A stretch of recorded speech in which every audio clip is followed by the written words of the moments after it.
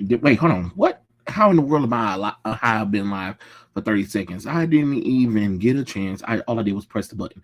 See, that's that bullshit. But anyway, hello everyone. I am live. Yes, I know it's been a while. I don't know if YouTube is even going to update you guys or anybody who subscribe or whatever, but it doesn't matter.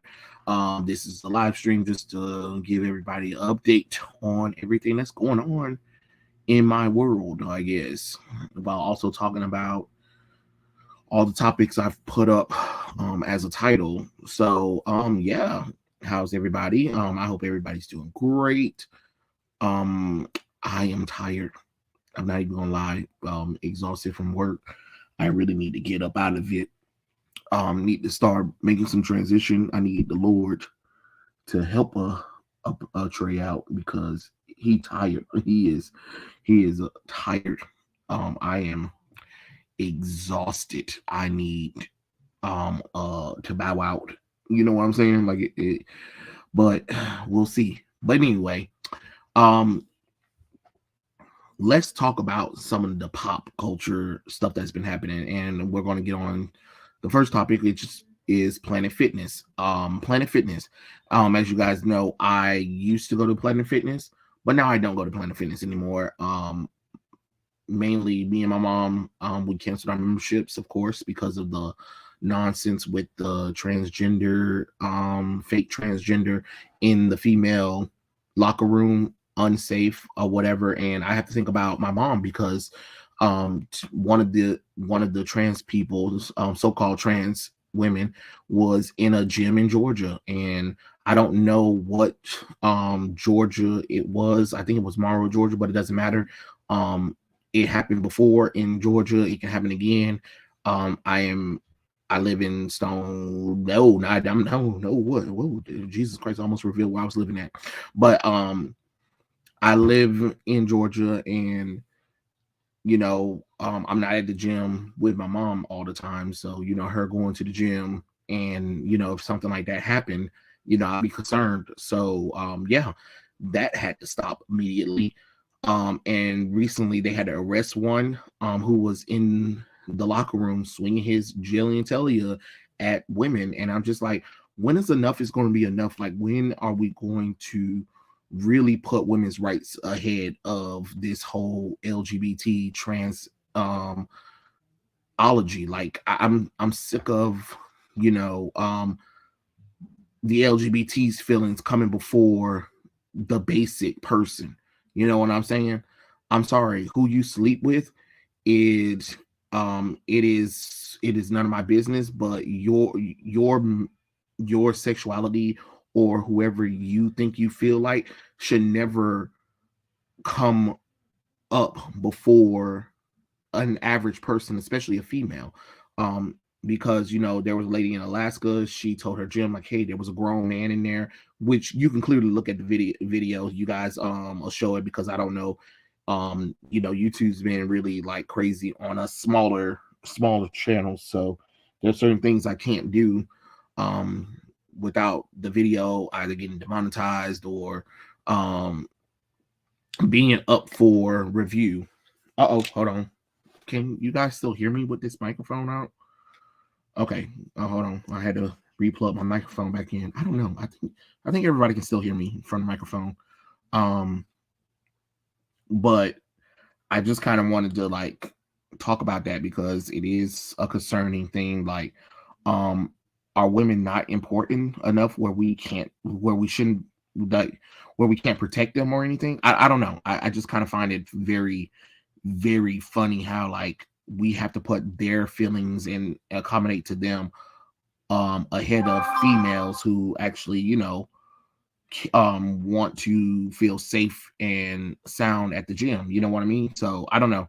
But anyway, yes, I am no longer at Planet Fitness. Planet Fitness has lost me as a customer. They lost my mom as a customer, and right now we are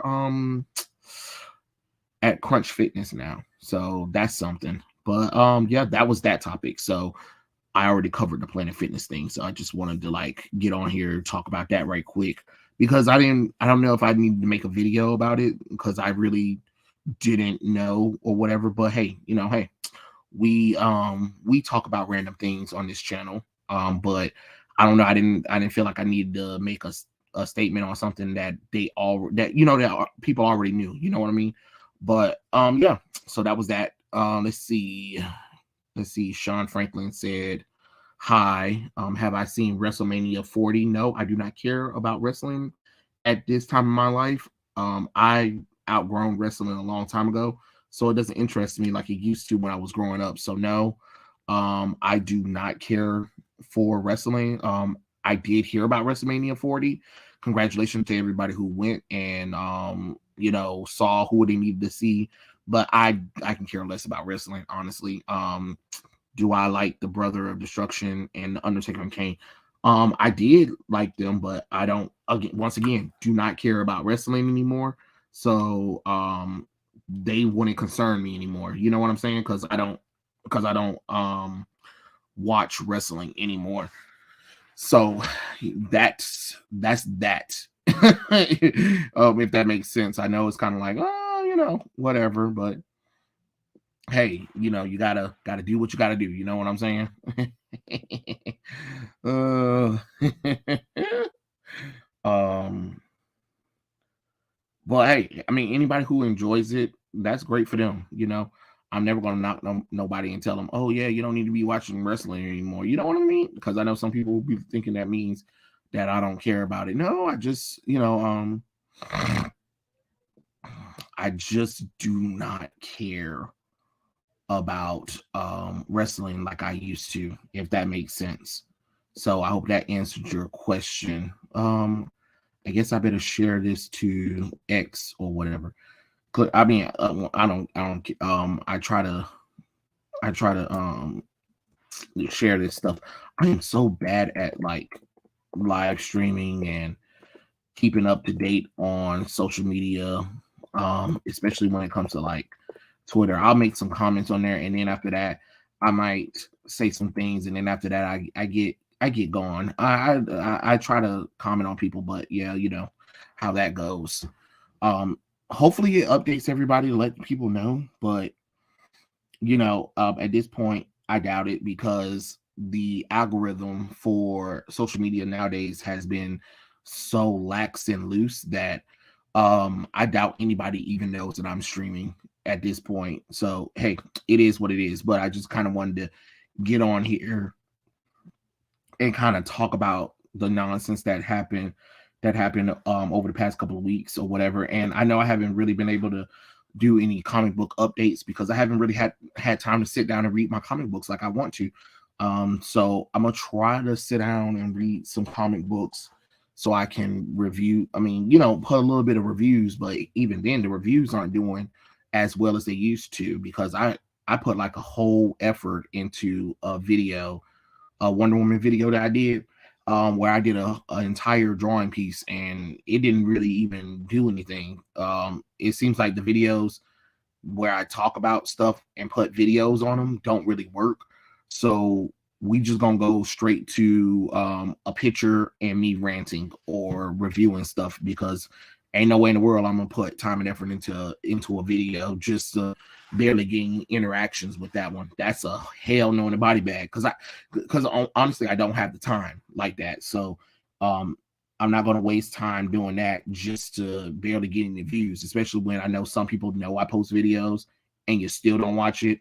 You know what I mean? Like, don't message me about something, but then you see I posted it, but then you don't watch it or whatever, but then you're asking or requesting or being like, you should continue to do that. Well, but you don't watch it, you don't make any interaction, and you don't comment on it. You got to remember, limited time. I can't really give a lot of time to YouTube like a lot of other people can. You know what I'm saying? Because I gotta work. So putting a whole video out with that, and then following up with the whole YouTube restriction rules, that's just too much. Because if I'm a fight to put a video out, especially something that I worked on, it has to do great. You know what I'm saying? If not, I'm not going to put time and effort into it. You get what I'm saying? And that's no disrespect to people who actually enjoy it. It's just not enough of y'all to support me constantly doing that, if that makes sense. But yeah, yes, oh boy, a live stream. Yes, oh boy, a live stream.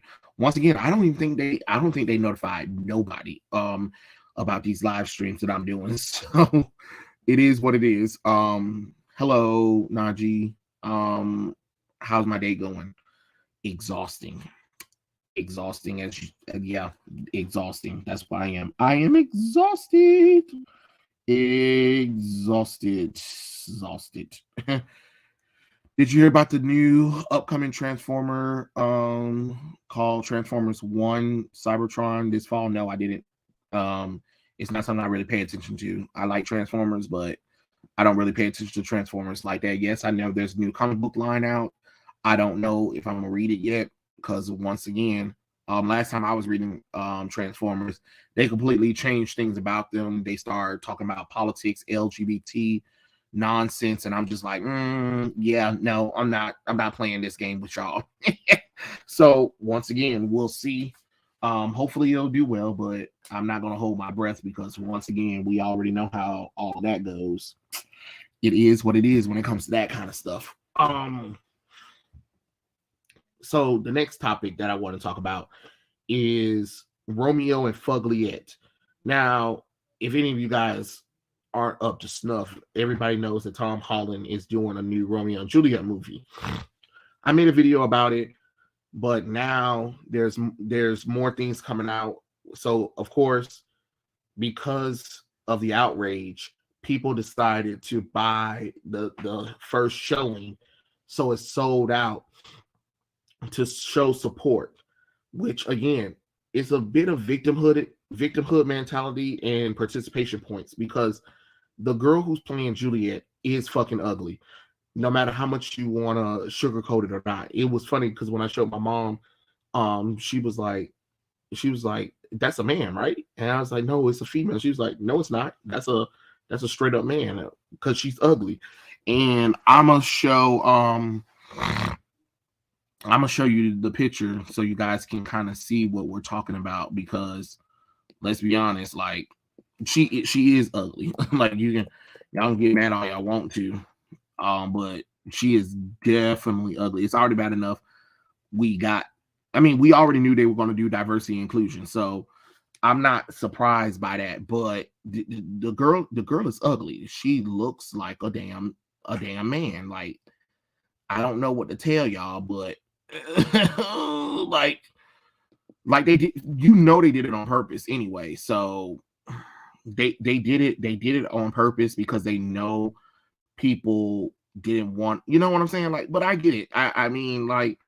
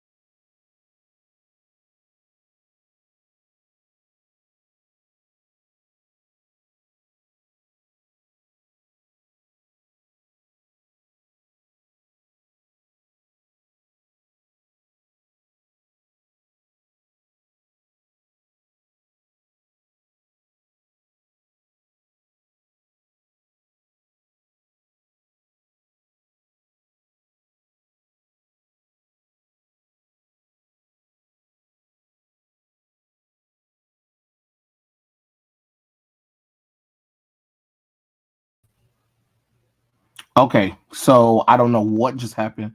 My entire computer like froze on me, and I don't know. But I'm back now. I am so sorry, y'all. Don't think I disappeared or whatever. I was just trying to figure out what happened because I was just trying to pull up information, and then all of a sudden it just said nope, and then it just froze on me. So okay, great. Um,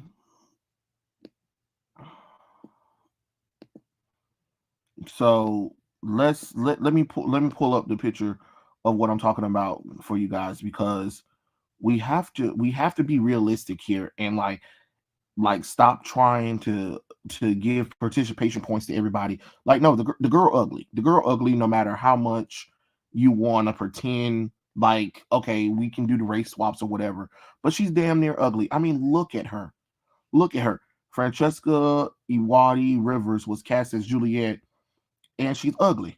She is ugly talking about um because she had target harassment. No, she's targetedly ugly. Look at her. She looks like Gary Coleman. I'm sorry, Juliet is supposed to be beautiful. Romeo is supposed to crash 2 houses down for this. I wouldn't be caught dead kissing this. This is ugly. They casted her on purpose. She is ugly. You can get mad all you want to. Okay, let's get over the fact that she's black. All right, great. Okay, cool. We can accept the blackness. This right here is what I'm not accepting. She is ugly. It's like Leslie Jones Jr. Stop playing with me. Stop playing with me. It, like, come on now. Yes, your eyes do not deceive you. I am live streaming. This is on Broadway. I think it's on Broadway, but I think because of the online hate or whatever, they're going to put it on Broadway or they're going to do a movie with her in it. And I'm just like, no, thank you. No, thank you. I don't care about the Smurfs, and I didn't even hear about the Smurfs. I'm not even gonna lie to you. I don't get the appeal of Thunderbolt Ross as Red Hulk. Well, Darcy, you have to read the let me see, hold on. You have to read which Hulk run is that? Don't give me lying. I don't want to the wrong run. Look.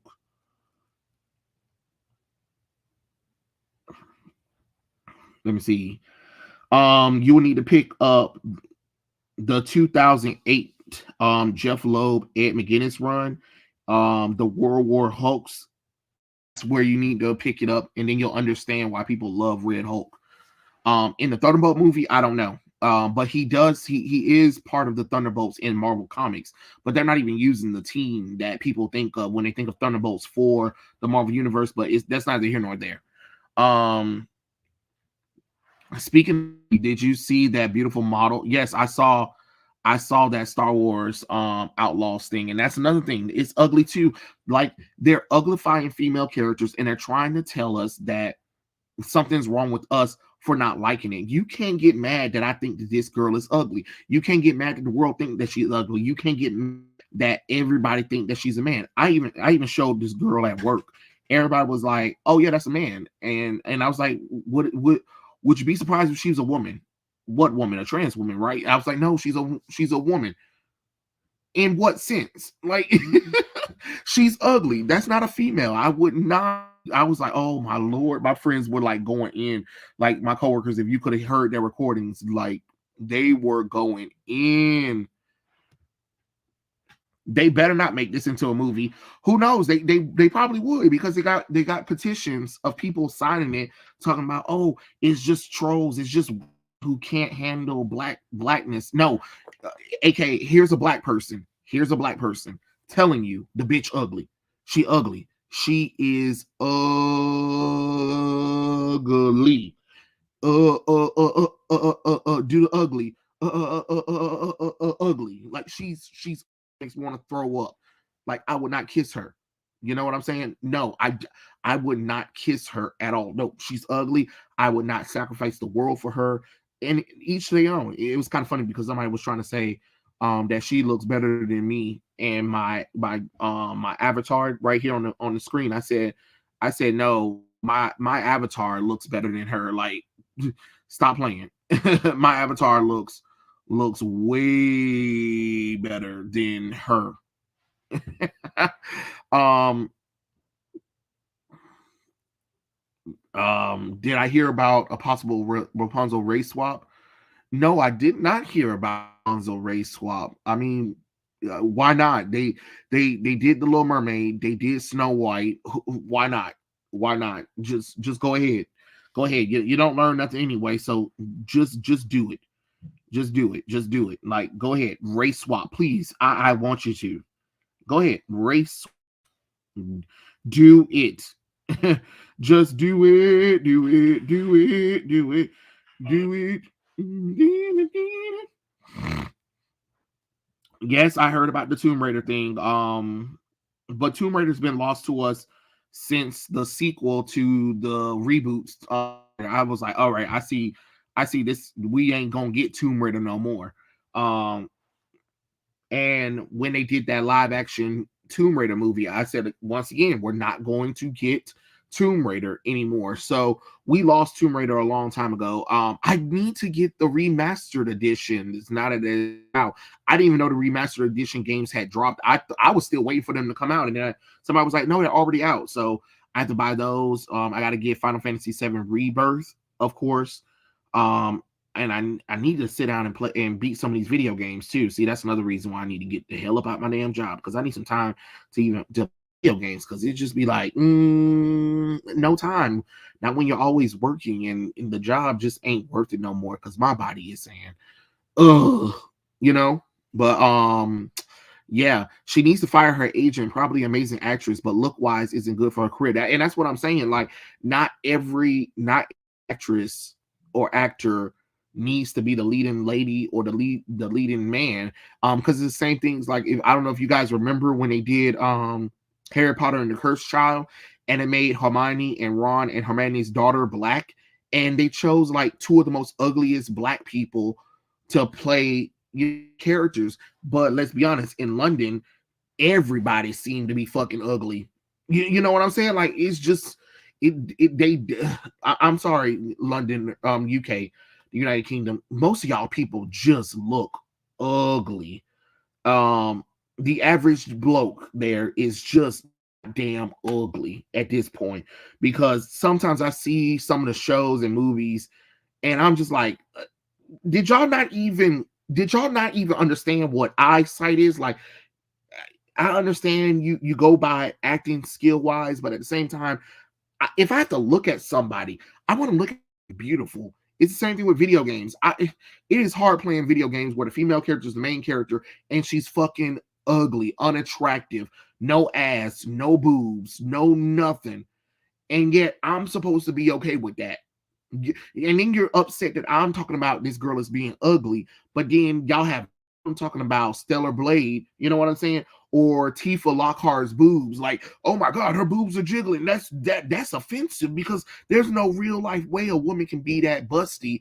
Yes, it is. Matter of fact, come to a ghetto neighborhood where it's full of blacks or Latinos. Oh, you're gonna see some big busty women with, and some of them do actually have small waists and asses, and you're gonna be like, ain't no way in the world, but it's possible. It is possible. Hell, I was so mesmerized by this stud girl. Oh my God, her name was Crystal. She was so beautiful. She was gorgeous, but she was a stud, and she had teeth, and she had an ass, but she dressed like a goddamn dude. But she had gorgeous hair. She had gorgeous hair. Oh my God. She had some of the most longest hair ever. And one time she had dressed up in a dress. When I tell you that dress hit her every body part, I was like, God damn it. Shit, she's on the wrong team. But she was gorgeous, and she played basketball. So not only did she have titties like Tifa, and she had a banging body, and stuff like that, but she played basketball, and she dressed like a goddamn boy. But when there were occasions where she dressed up, she dressed the fuck up. She was gorgeous. Gorgeous. So don't tell me women don't exist like that. Don't tell me that it's that sexy woman instrument to females. That doesn't make any logical sense. If anything, it should inspire women. It should inspire women to get off their asses, get in shape, and at least try to strive for that. You know what I'm saying? Just like we're all, just like us guys, we look at people like Henry Cavill, Chris Hemsworth, Chris Evans, and we be like, damn, I need to get my black ass, my fat ass in the gym and get to work too. So it's inspirational. You know what I'm saying? Everybody know that Goku is like inspirational to all the guys. We don't be like, man, it's offensive that they have all these muscular bound males in video games and shows and stuff like that. That's very offensive to the average man who's not in shape like that. No, man, say no nonsense like that. But for some reason, women, you put ugly women on TV and screen. You make sure they look so manly, less feminine features, and then we're supposed to be okay with looking at their ugly asses. Oh, I think not. No. I don't want to look at. I don't want to look at it. It makes my face crack every time I look at this ugliness. Like, she looks like a damn dude. You know what I mean? Like, you can't get mad that people think that you a man. Everybody at work yesterday, we was talking about it, and they were like, that's a man. They can say that it's a female. Man, I was like, no, she's a female. What female look this damn ugly? And I'm like, there are females in the world that looks ugly. So, it is what it is, it is just like, yikes, what if they girl who played Liz Allen in Homecoming? I wish they would.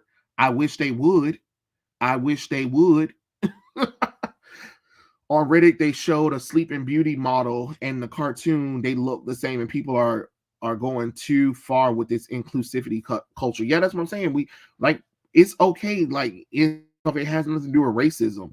We already knew you were going to race swap anyway. Y'all always race swap.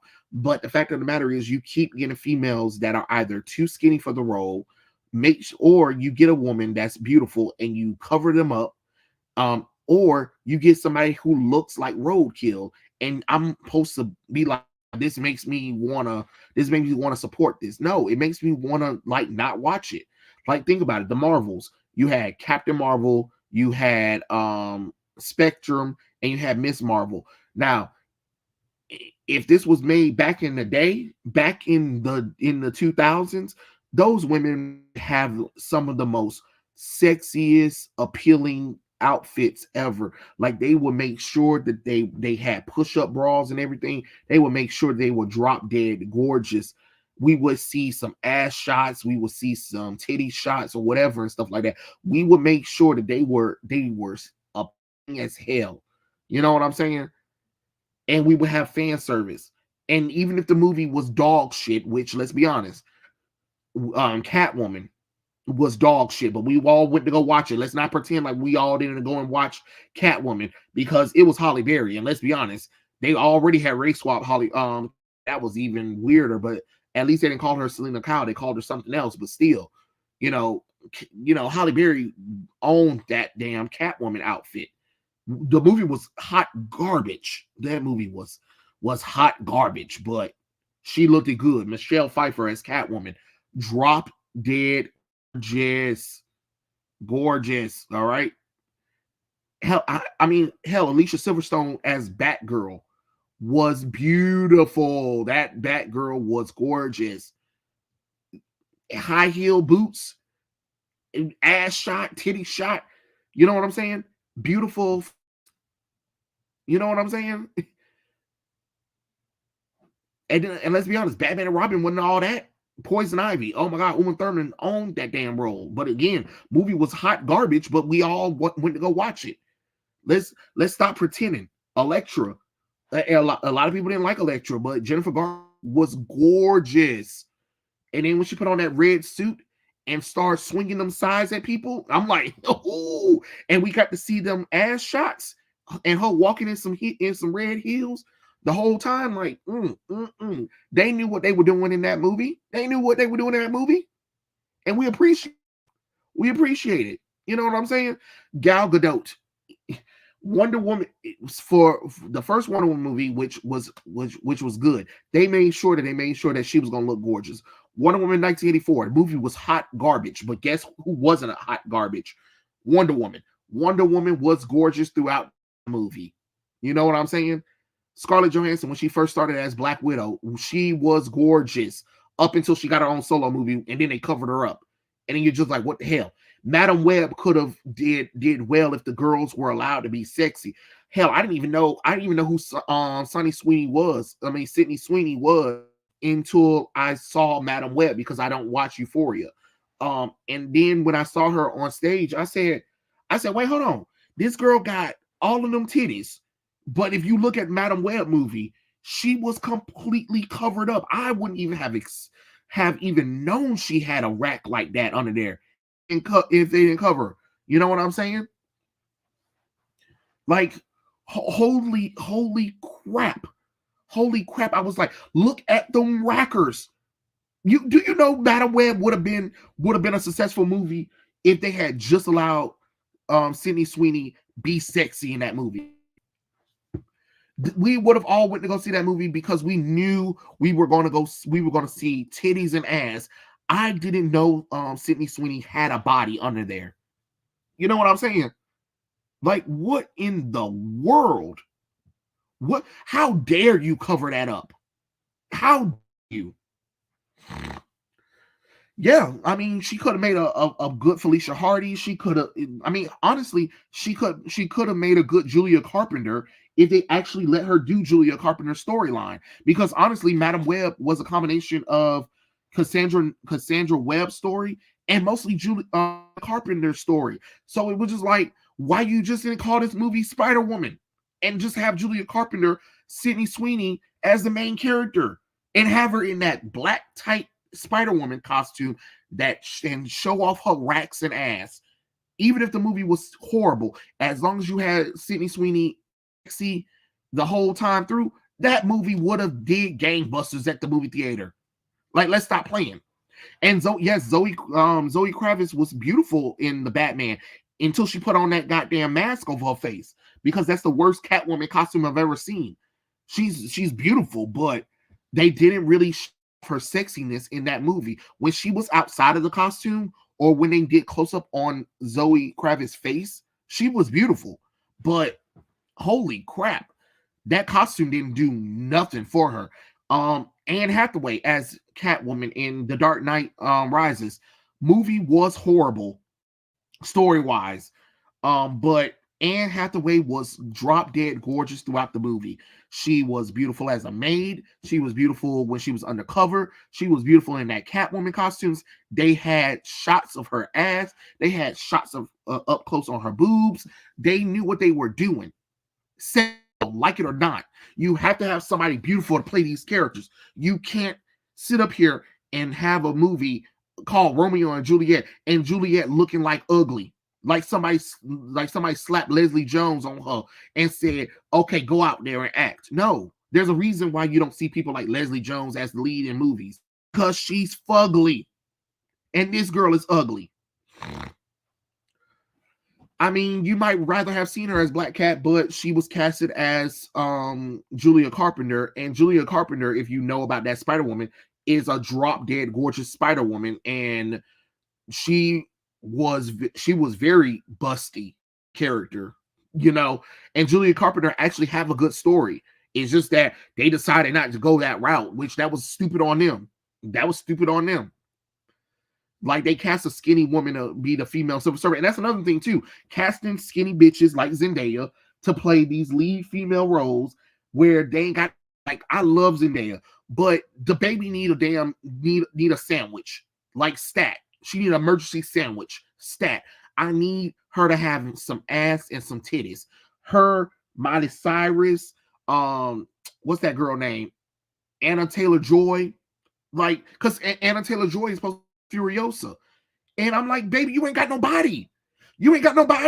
The reason why it worked for Charlize Theron is because Charlize Theron has a body, and Charlize Theron is drop dead gorgeous, and we've seen her play ugly roles before. But one thing for sure, Charlize Theron has body. She has body.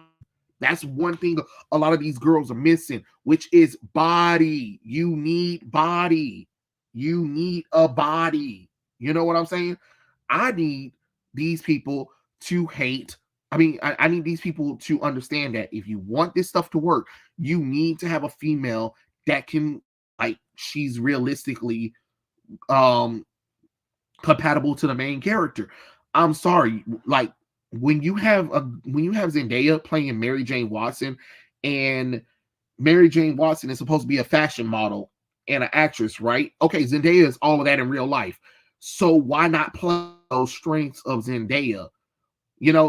Okay, if I'm supposed to let go of certain aspects of Mary Jane Watson, which is body, right? And red hair, you better make sure that when Zendaya show up on screen, she better blow my off by being drop dead gorgeous. She better be walking through with heels on and everything. Matter of fact, let's go to a cult classic movie that proves that even if the script was horrible, you can have a good following. Megan's body, Jennifer's body, because Megan Fox in that movie was gorgeous. She was drop dead gorgeous. Who cares about the plot? Who cares about anything anything else? You know what I'm saying? Nobody cared. Nobody really cared about that damn movie's plot. It is Megan Fox being sexy for men and then eating their asses. What more could you want in a movie?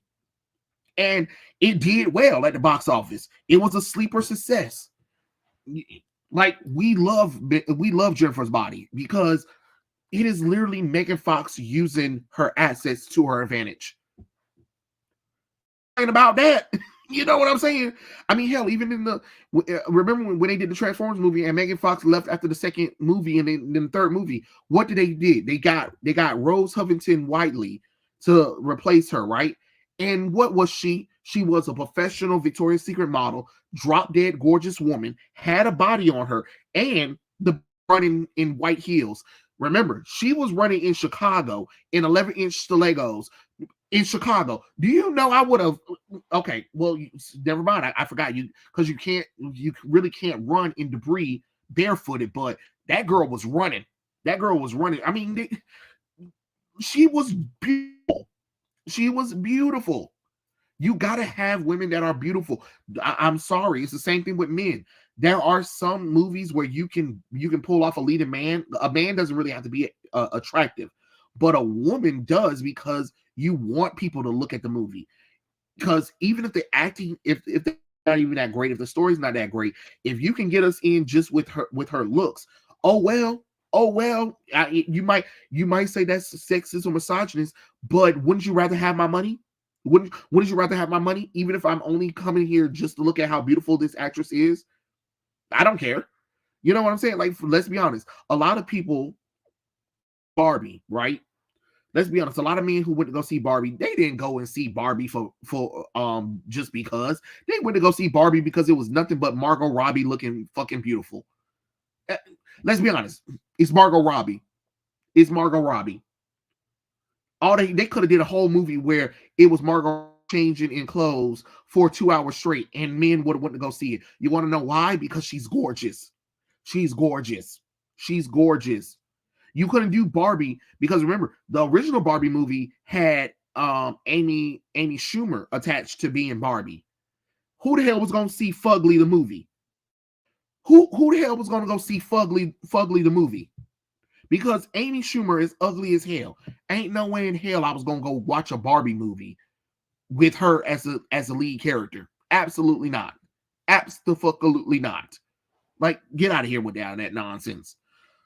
I still feel like punching Michelle Jones like and delivered to a quick but destructive strike. I mean, they purposely made Zendaya ugly in that movie, and I'm like, you got Zendaya. And then what's crazy is every time the Marvel movies come out and Zendaya is on the red carpet, she looks like what Mary Jane Watson really would dress like.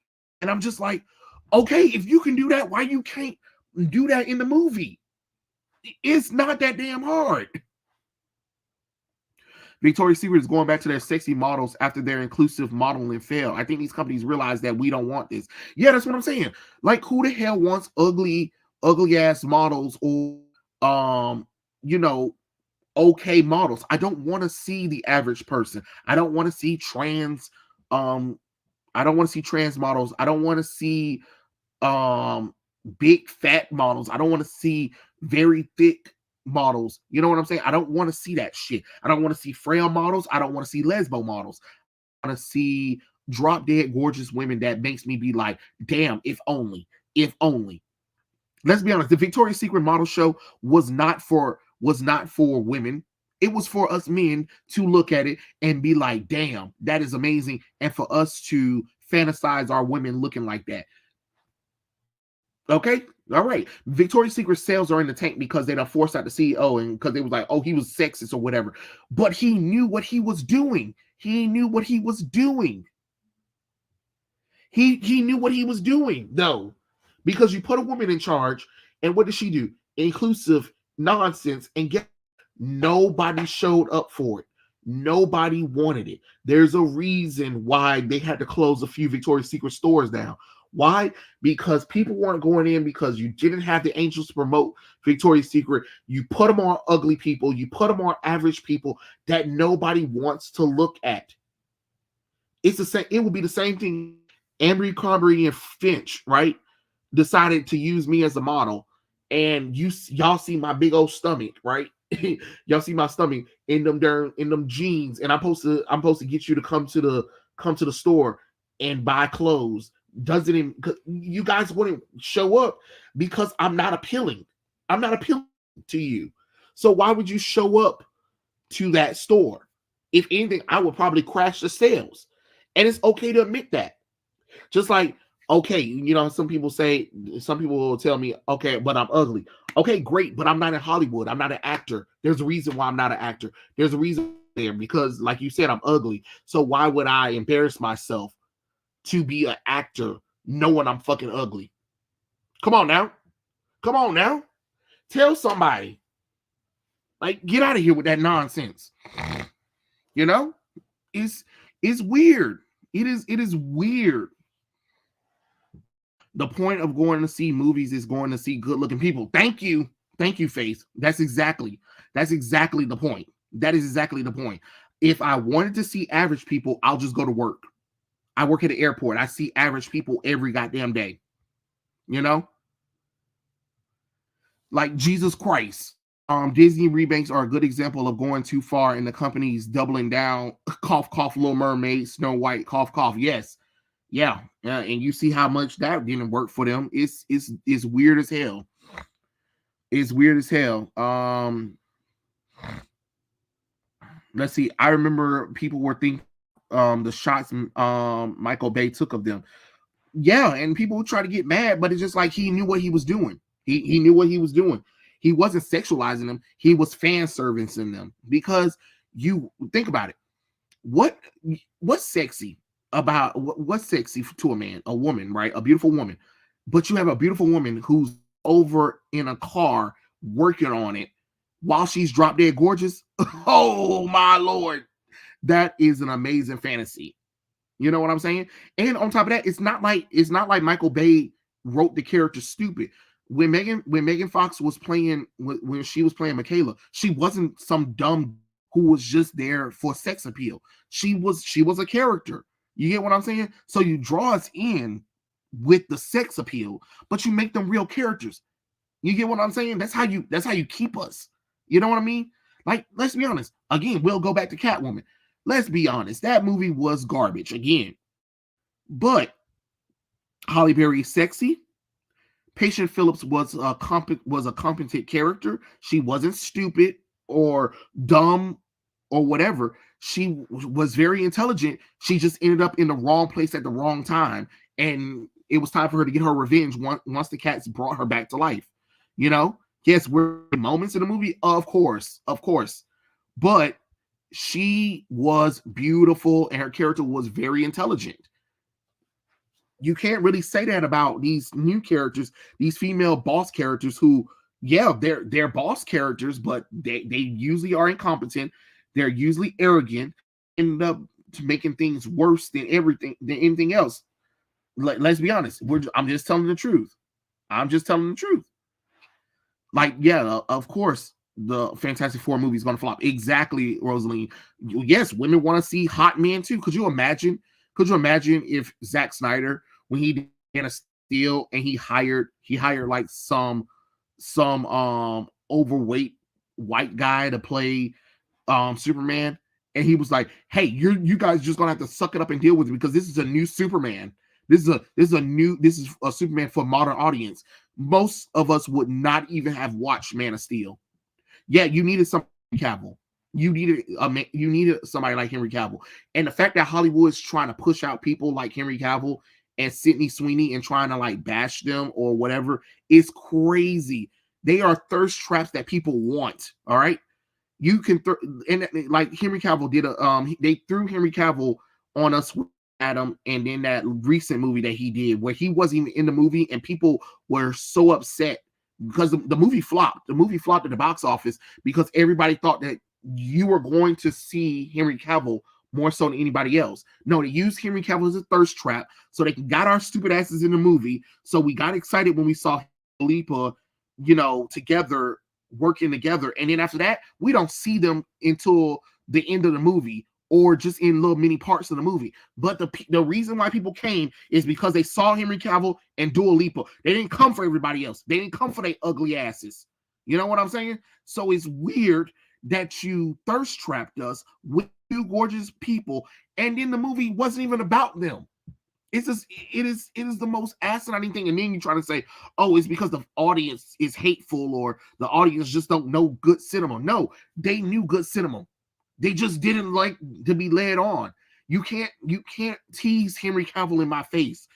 Henry Cavill's not part of the movie. Like I swear to God, because he's doing another movie.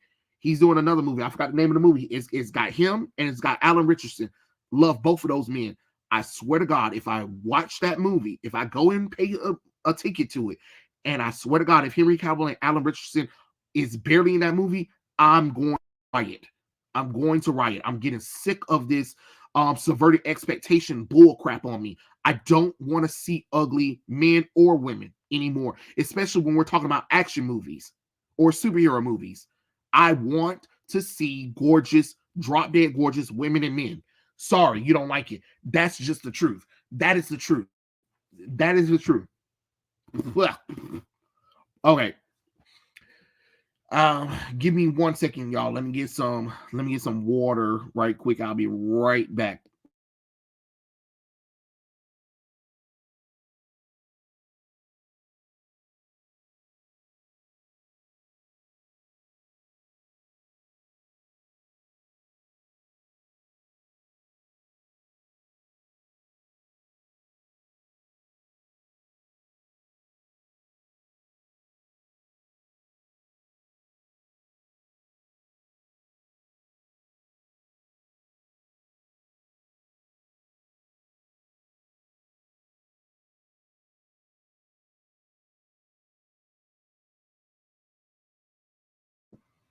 All right. Next subject. Give me 1 second.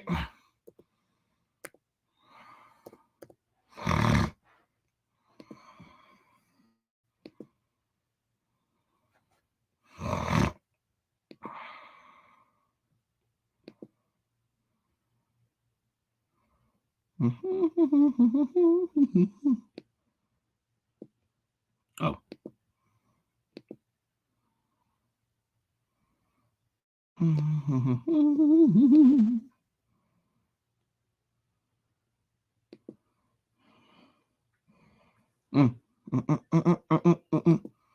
We're gonna talk about this right quick because apparently it's not being talked about enough. So we're gonna talk about it, okay? We're gonna talk about it. You'll see. We're going to talk about it. We're going to talk about it. We're going to talk about it. Alrighty. Okay. I feel bad for them too.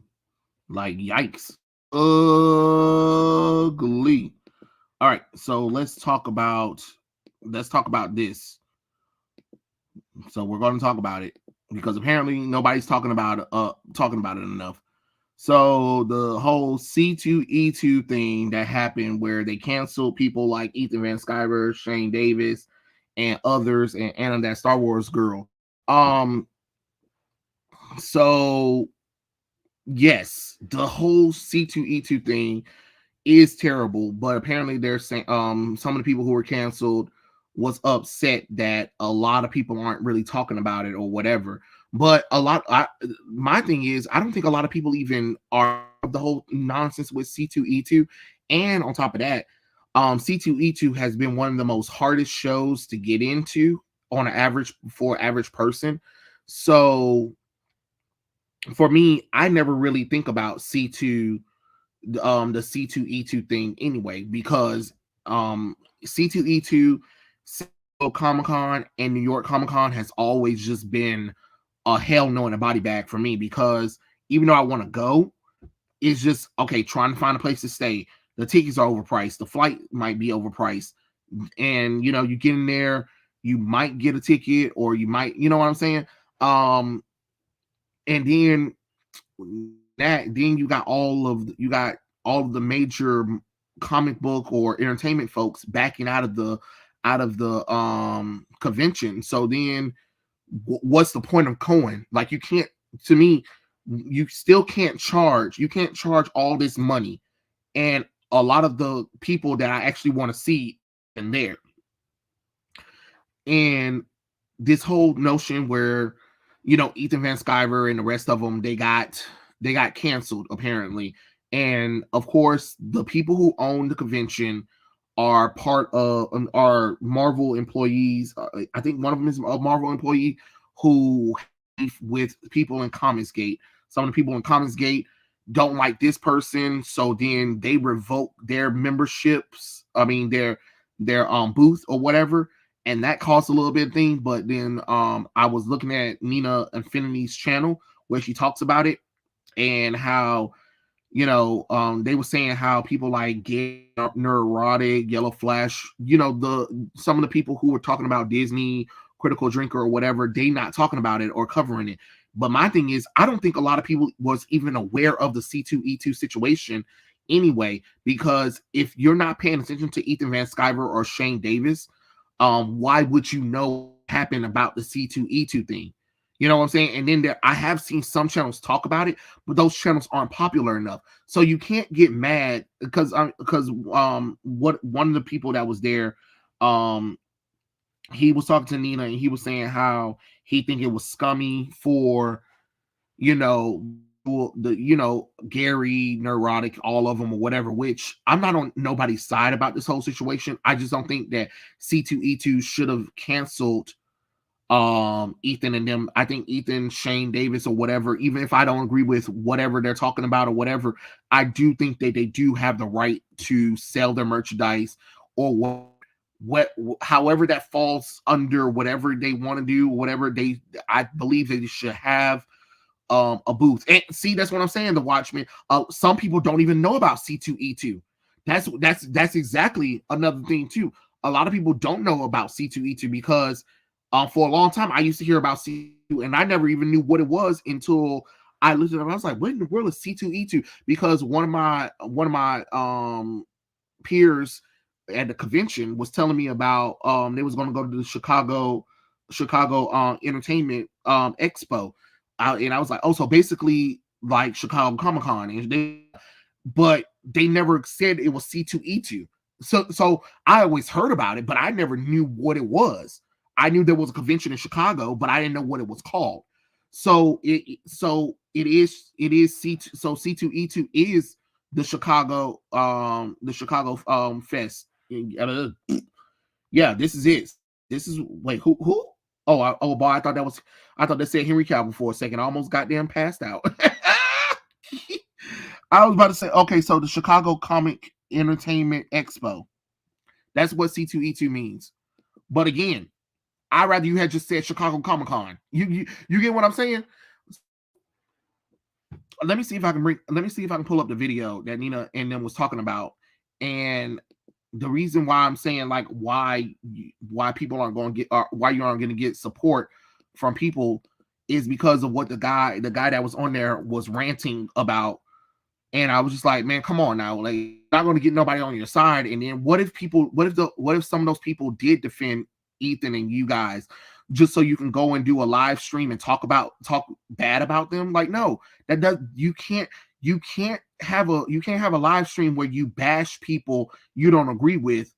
I'm talking about like outside. I mean, Commons Gate or outside of Commons Gate or whatever. I don't know. You know what I'm saying? I'm not whatever, right? But you can't sit up there and have and say that kind of stuff, but then expect them to defend you when time comes. You have people like Ethan Van Sciver where he's attacking both sides of the aisle, and he's not making any apologies. But then you want people to what? You want people to support that. To you want people to defend it. Why would they defend it when they see that if I do something that Ethan don't like, he'll do a whole live stream about how terrible of a person I am or how trashy I am. You get what I'm saying? I'm not saying that he would do that. I mean, I don't know, but I'm only going off of what I'm seeing. You know what I'm saying? So what I'm seeing is like, I don't know how that's going to work with getting people on your side, because you can't attack people. You can't attack those people, call them bad, and then get mad that they're not showing up. Um, Here it is. Give me a second. Good evening, Trey. What are we talking about? We're talking about the C2E2 thing right there. Is Jody Benson going to be there? I don't know. I'm not going. But Jody Benson is going to be at MomoCon, which I am going to go. Okay, so year across thousands of different retail. And you're straight. okay, so This out there that can talk all damn day about. So John Malin, I don't know who John Malin is. He's probably a great artist. I don't know, but he goes into a little rant, and this is where I'm like, if you want people to be on your side, don't sit up there and attack them. Expect them to come to your defense when it's time. Whether I like you or not, you making streams about me, you saying that I'm a terrible person. Why would I defend you when I have no loyalty to you? You know what I'm saying? And nobody's expected to report on everything. Just stuff on YouTube or social media. I'm not obligated to go and make a YouTube video about it. I choose what I want to make videos about. You know what I'm saying? I could easily make videos about this stuff, but I don't want to, because it's not, a lot of this stuff isn't that important to me. Or I think enough covered it, and the people who care about it will care about it. You know what I mean? So let me see if I can get to the what I mean. They say if I try to skirt this ban, I will be thrown out. Okay. That's on just site. So. It's unbelievable, man. And, like, and that's a whole other level, because now I'm not attending as a vendor. I'm attending as just an attendant. Customer. Anybody off the street. So now they're background checking just a person who's buying a ticket. That is and the crazy thing is, like, there are rules, for a convention, right? I mean, just like any society. Like, if they think, I think they. So they're explaining what happened. Apparently, C2E2 didn't agree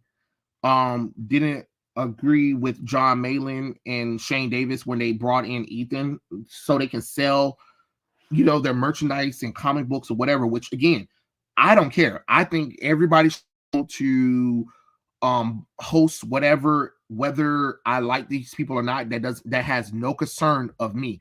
I think C2E2 was wrong for canceling them just because a few people who own the convention don't like Ethan Van Sciver.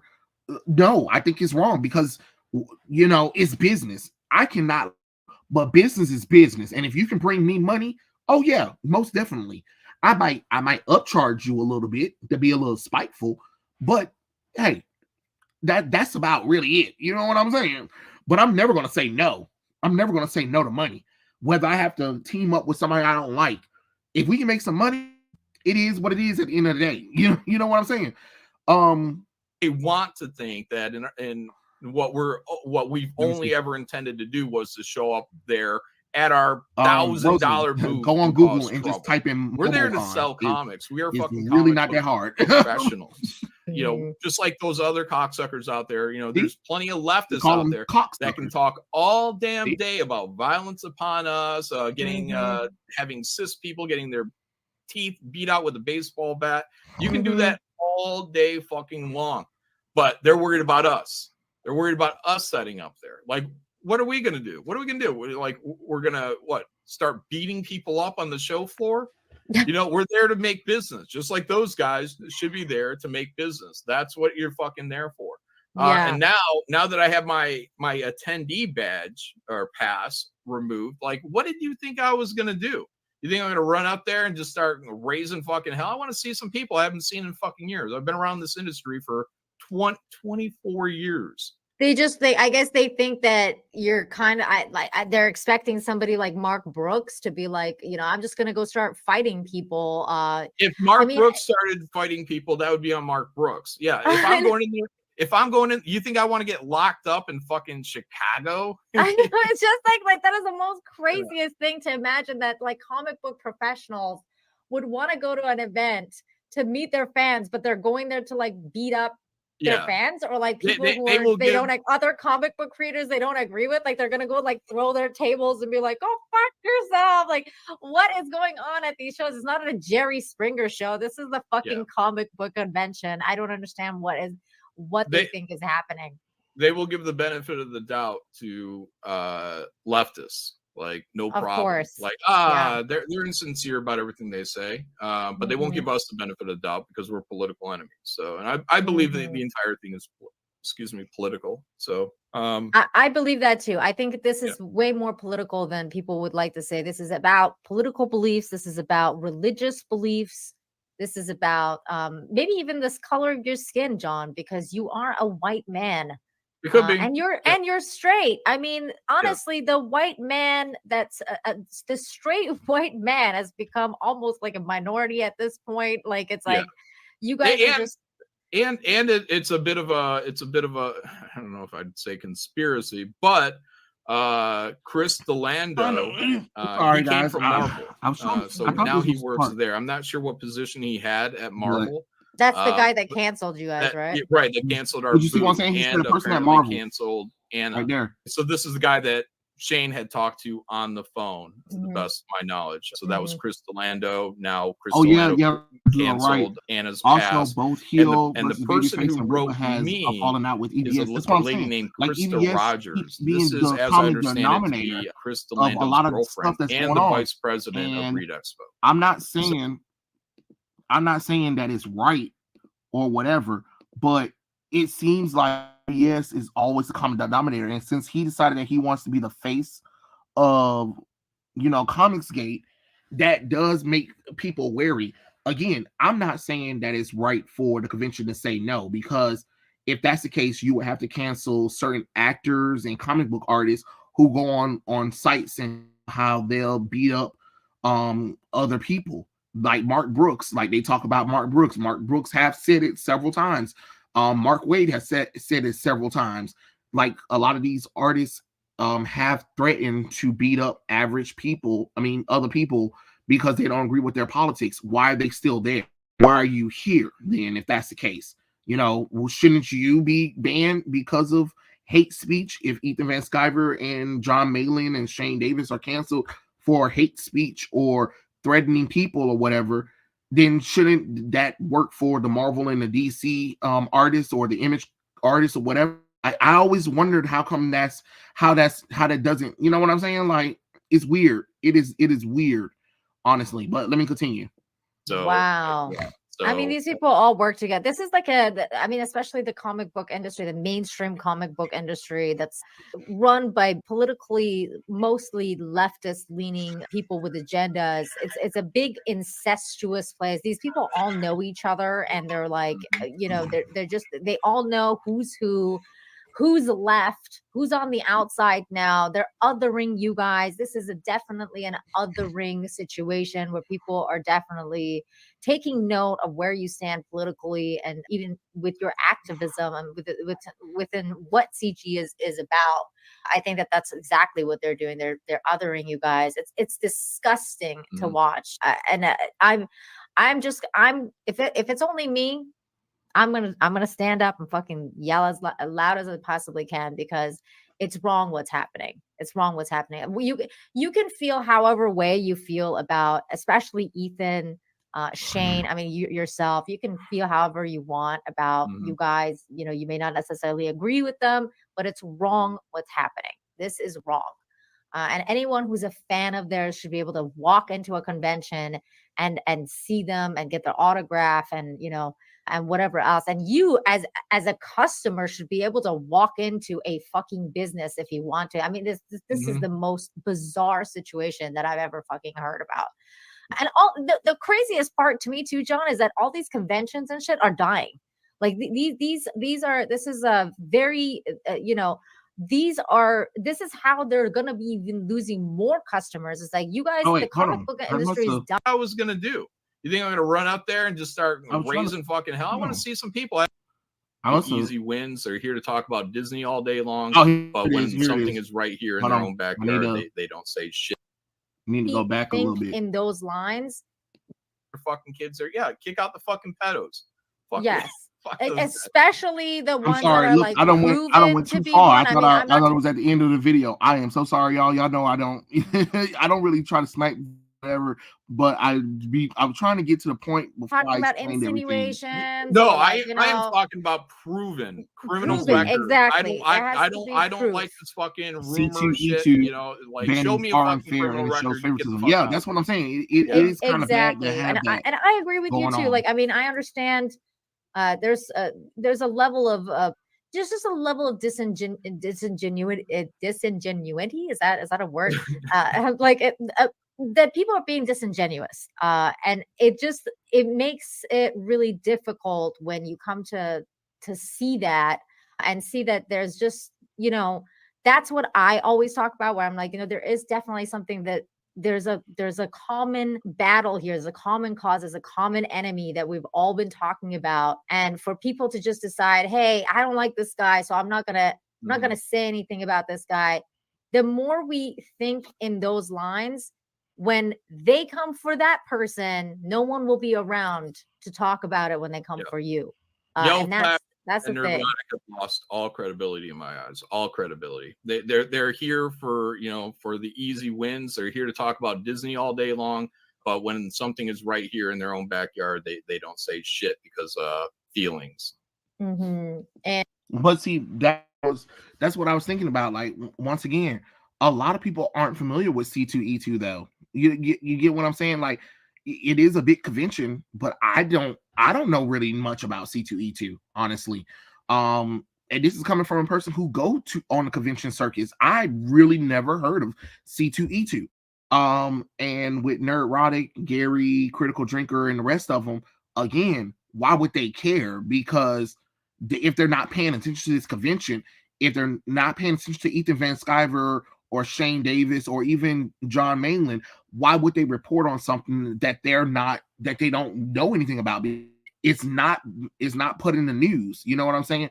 And again, it goes back to the fact when you have a person like Ethan Van Sciver who constantly, you know, go on live streams, talk bad about people who he don't like from both sides of the aisle. So the anti-wokes, the anti-Comicsgate people or whatever, you can't expect people to come to your defense when it's time. That's not how that works. If I'm constantly talking bad about, you know, Eric July, heel versus Babyface or whatever, and then I'm a big public figure or whatever, and then something happens to my work or whatever, I'm not going to expect Eric July, heel versus Babyface, Gary from Nerdrotic, or Yellow Flash or Critical Drinker to make a video defending me because I attack them constantly. And if I constantly attacking them, why would anything that happened in my sphere of the internet, my world, why would that affect them? Because they're not going to C2E2. So why would they pay attention to at a convention that they're not going to? You get what I'm saying? This isn't San Diego Comic-Con. This isn't New York Comic-Con. This isn't Dragon Con. This isn't anything like major, Emerald City or whatever. We're not talking about a convention that most people want to go to. Yes, people do go to C2E2, but I feel like it's one of the most popular conventions, but it's not known because it doesn't have a ringing. What I'm saying, like, think about it. When people say C2E2, you're not thinking that I'm talking about a convention. You might be thinking I'm talking about something completely else. But other conventions, when you talk about it, you talk about the convention. When I say MomoCon, I'm talking about a convention. When I say Dragon Con, you know what I'm talking about. When I say Atlanta Con, you know what I'm talking about. When I say Emerald City Comic Con, you know what I'm talking about. When I say New York, San Diego Comic Con, you know what I'm talking about.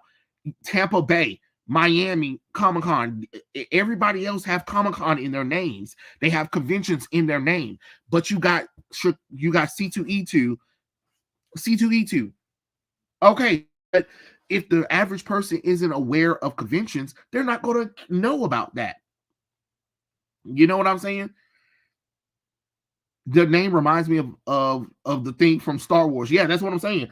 And but what I'm saying is John Maynard going on here on Nina's thing and saying that, all of those guys or whatever for not defending them. But again, why would they defend something if they're not paying attention? And on top of that, why would they defend a person who's constantly attacking them like every night? Because even though I don't really follow Ethan Van Sciver, I know there are some people who do follow that, and sometimes when I'm on Twitter, I'll see some of the stuff and I'll see them snipe a clip or whatever, and it is him bashing somebody that's either in the comic book industry or in the Comicsgate community or adjacent comic book community or whatever, and it's just the same thing over and over again. Like, how can you expect people to defend you? How can you expect people to defend you when you're constantly attacking other people? It's like, I heard that he hasn't even finished his books that he's supposed to. Cyberfrog, Rainbow the Brute, Frost Giant, or whatever. He still hasn't finished that stuff. Okay, but every night you're doing a 7 to 3 hour live stream? No, not me. Not I. If I was drawing a comic book, making a book, I'm going to have this book done. I'm going to have this bump being on stream talking about people or whatever and stuff like that. And like, and then another thing, went on the little thing to see his books. Apparently his books a lot of his books are up to 4 years behind schedule. 4 years, and you're still talking about nonsense on a live stream when you drawing. I would be drawing. You get what I'm saying? I would be drawing. I would make sure that these books are finished, and then I would have them printed out by then. You know what I'm saying? Because no offense, it don't make no sense that a person like Eric July is able to start a new company, have several books out. He's on his fourth book, which is Yaira, right? Which I can't wait to read Yaira. But he's on his fourth book. You still ain't got that Cyberfrog, Rainbow the Brute, that Frost Giant book that people have been asking for, and I've even been seeing some people ask refunds. Like, you're talking all this nonsense about how terrible Eric July, Heel versus Babyface, Gary, whatever, are terrible people or whatever, but they didn't lead their audience on by asking for money and not deliver a product. Even though I don't agree with mostly anything that those guys, they still deliver whatever they promise. You get what I'm saying? That's like me doing a campaign. That's like me doing a campaign right now, y'all. And I'm asking you for money for a book that I'm doing, right? And 5 years later, y'all, I'm asking y'all for money for my book, and I still haven't delivered the book yet.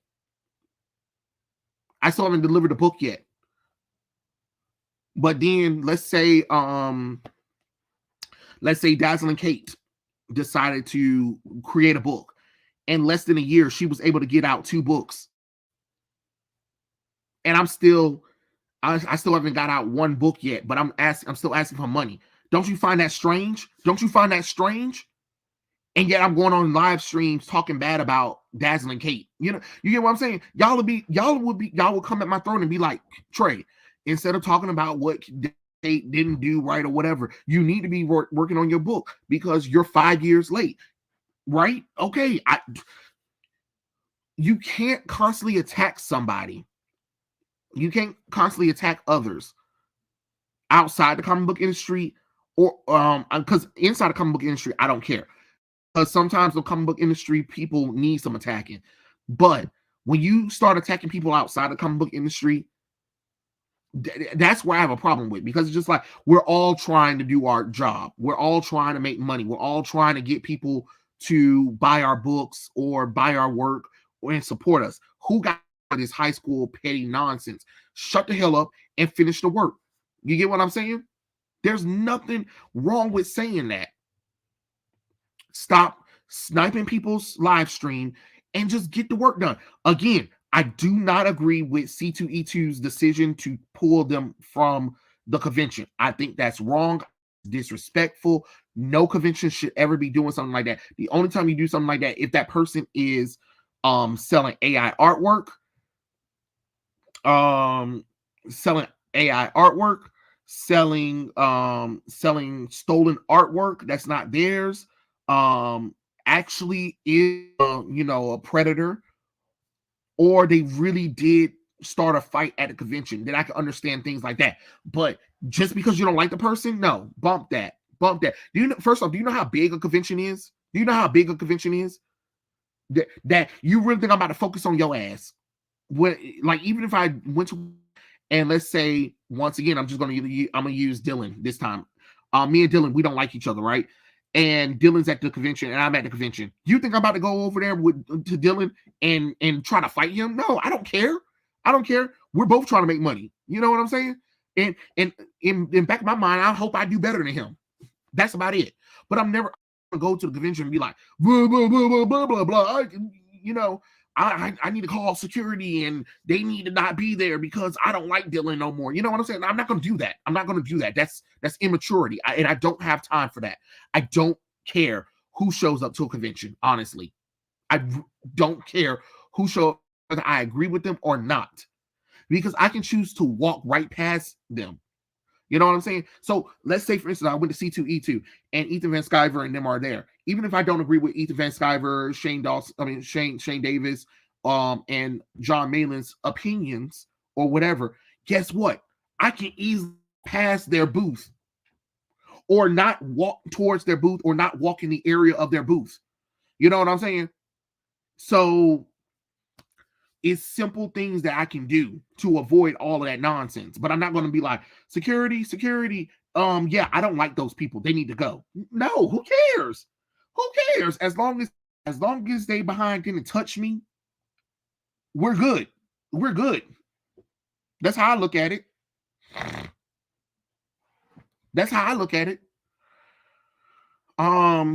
It definitely feels like a high school mean girl fighting. Like, this is wild. Comics just need to be fun. Gotta do the work to get your out. Eric gets full credit for his diligence. Yeah, that's what I'm saying. Like, whether you like his comics or not, which there are a few things story-wise that I feel like Eric still need to work on.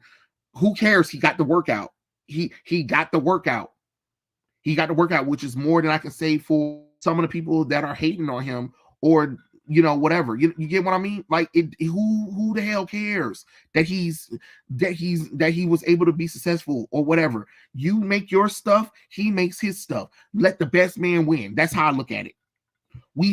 People outside the comic book industry should never be fighting with each other about bull crap like this. There's plenty of money to go around, and I can be a fan of both of them. I can be a fan of Ethan's work and be a fan of Eric July work and still buy their shit. Whether I agree with Ethan or Eric, it doesn't matter. I don't care.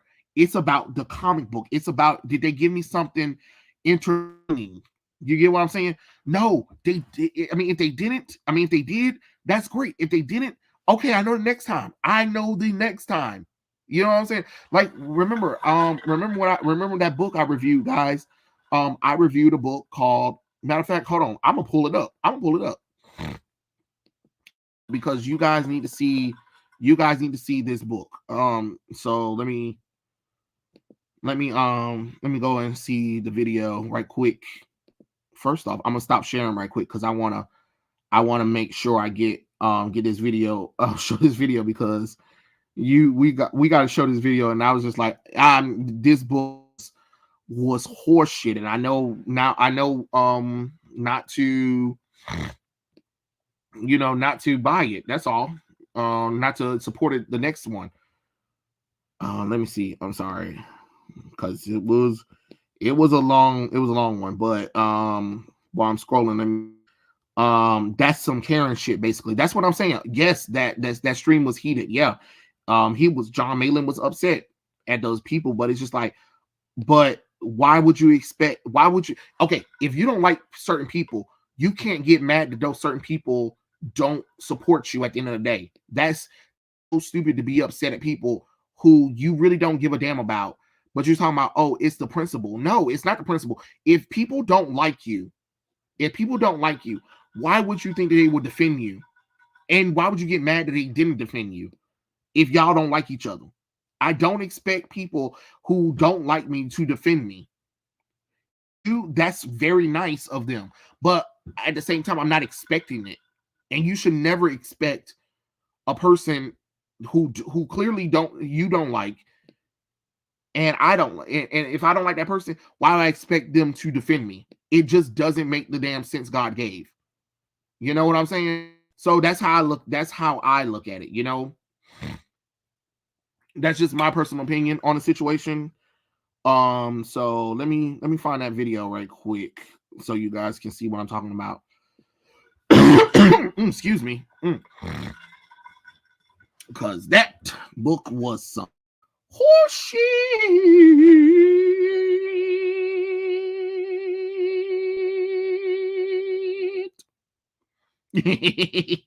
No. Oh, Lord have mercy. Go back.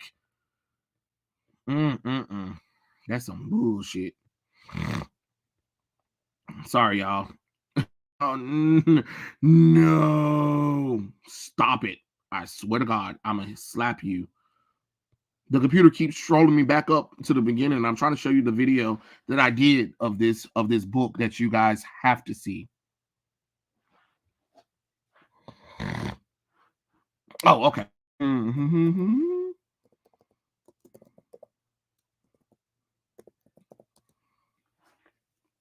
Okay.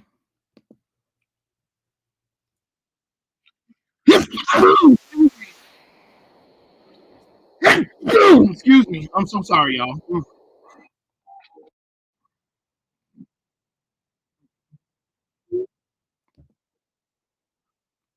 Okay. Excuse me. Thank you. Hold down that bruh comics. Yes, homeboy. That bullshit. So y'all gotta see this shit, because this was me being supportive, and I said never again. Look at this. No, absolutely not.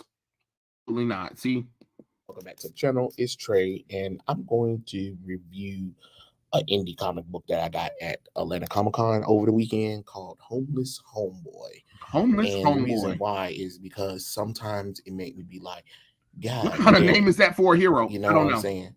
I don't know.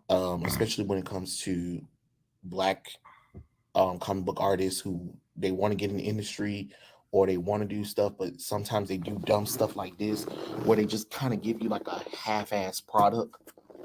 And you're just like, God damn it, even though you want to help or whatever, it just kind of make you be like, oh, what was I thinking? You know what I'm saying?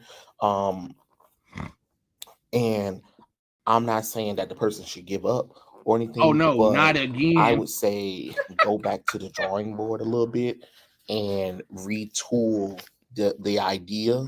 What you don't like? You don't like Homeless Homeboy? Homeless Homeboy. Apparently, I don't know if it's written or drawn by anybody, because if you guys look at the stuff, I'm gonna show you pictures. I'm gonna take pictures of it, and I'm gonna let you see what I'm seeing, so you guys can understand like what's going on.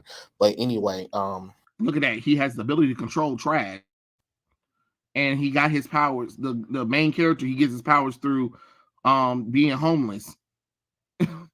They also have an animated trailer online. What? Who has a animated trailer online? Who? Not Homeless Homeboy.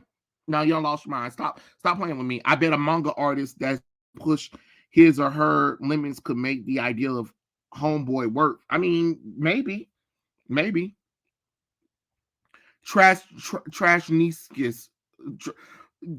Yeah, pretty much. Do you read manga? I do read manga. I read a lot of manga. You stop lying to me. Homeless Homeboy got a trick? Stop playing with me. Stop playing with me for real. Hold on, I gotta see this. Because if this is true, I know something. Homeless Homeboy. Lord have mercy.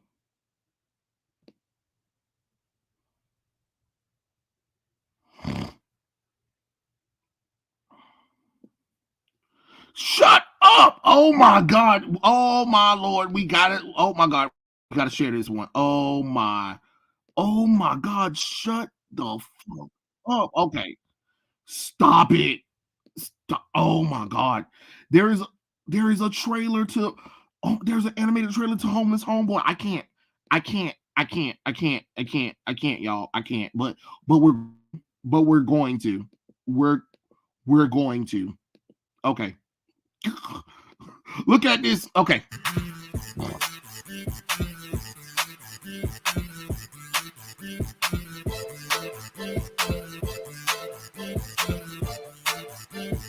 Stop it. Stories, fables, a whole lot of flavor. Took this oath to protect my neighbor. Walk through the streets so the weak ain't able. Keep it with the. So it's written by Derek Jefferson. Okay. Who's on bootleg cable? You ain't been through nothing you live on your own, and you rent past through when you check all gone. Your girlfriend left, now you feel a lot alone, boy. Till you find out you got the power of the homeboy. Look up in the. Got the power of the homeboy. Oh my God, he got the power of the homeboy. What do you mean he has the power of the homeboy? Sky, that's a bird, that's a plane. Now we up and we never gonna fade. Protect the neighborhood, I'm never gonna stray. Homeless homeboy, they call him my name. They gonna call him Homeless Homeboy. Lord have mercy. Who saved your life? It was Homeless Homeboy. Are you kidding me? Lord have mercy. They make my people look stupid. Like, oh my God. And I was gonna running, flying, jumping, kicking, punching, knees to stomach. We ain't bluffing, feelings, face out, repercussions. Say you want to party, let's dance. I still get it in. I'm still a young man. The world on my shoulders, I'm still gonna win. With every single breath till the very last end. Shout out to Danny, my only best friend. I was sleeping on the street till he gave me his hand. And we never gonna bend. This will be. I mean, he ain't got no shoes on his feet. Okay.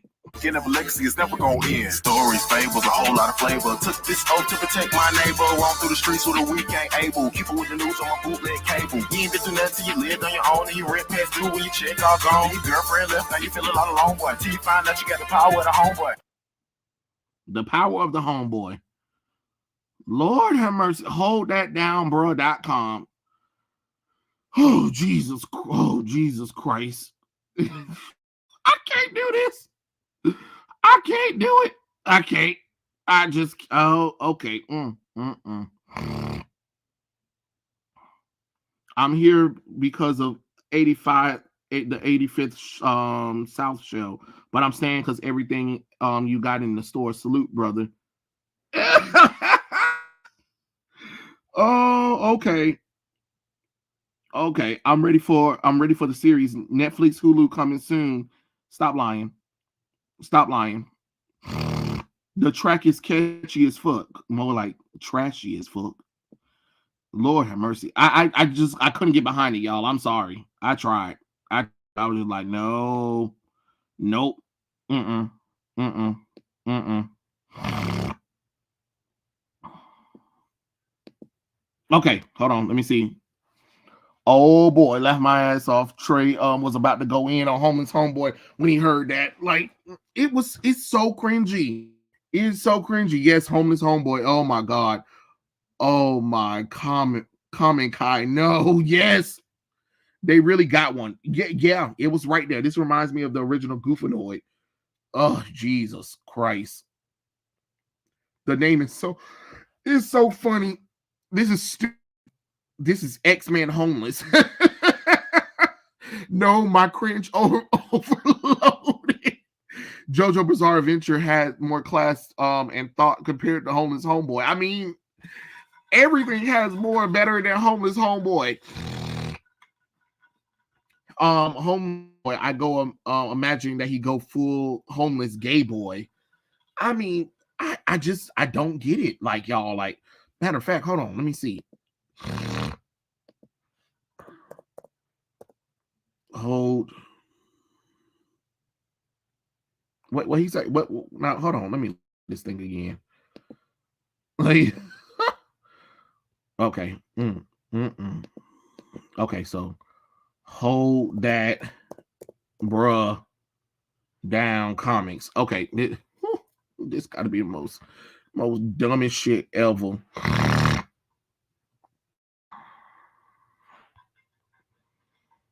Okay, so yeah, let's see if we can pull up this site. Let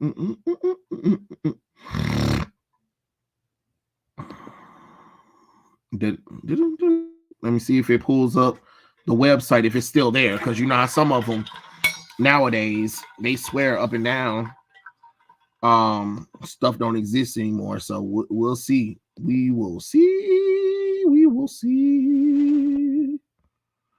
La la la la la la la la la la la do do do do do.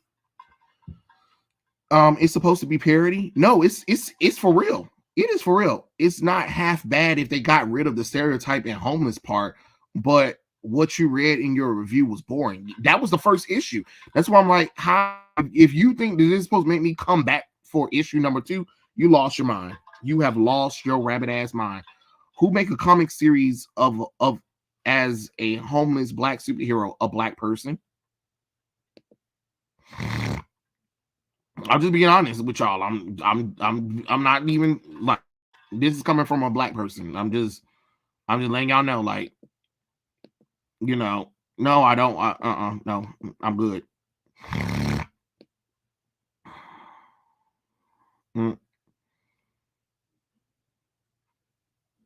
Okay, so let's it looked like he lost the link. It looks like the link doesn't work anymore, but okay, hold that down. Okay, so okay, so I typed in Homeless Homeboy and I got a site. So let me share that one. Okay. All right, hold on. Here we go. Okay, hold that down, bruh. Comics. All righty. So here are some of the characters right here. I guess this some of the universes of characters. The Homeless Homeboy intro, Homeless Boy issue number 1 paperback, $14.99. Have you lost your mind? Shit. Matter of fact, hold on. Let me see full details of this book.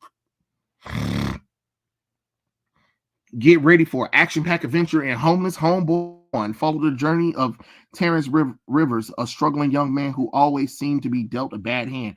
When he loses his apartment and job, Terrence found himself facing the harsh reality of homelessness.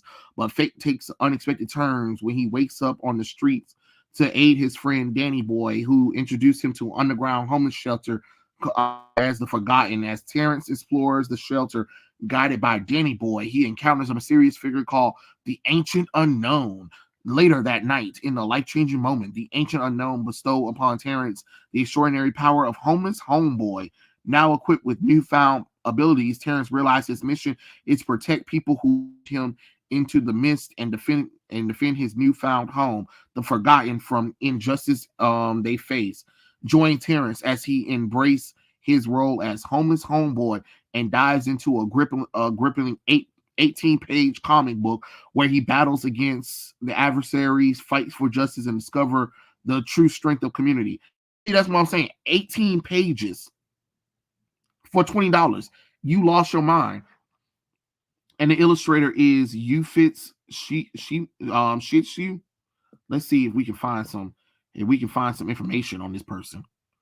All right, great. I think I might find something. And here's number 2. Look, Homeless Homeboy paperback number 2, number 3. Like, who? Okay, stop playing with me. Okay, so let me see. So here's some of the pages. It's not bad. It's just the story is not that interesting. You know what I'm saying? Like, okay. Okay, so I guess he's supposed to be learning. And the first responders is a superhero team. I guess this must be the superhero team of that universe. I mean, that interesting. That looks interesting. Okay, prepare for the thrilling sequel, Homeless Homeboy number 2, following the devastating attack on the forgotten Homeless Homeboy and the ancient unknown. Join forces to track down Black Trash. Yes, the villain who can control trash is named Black Trash.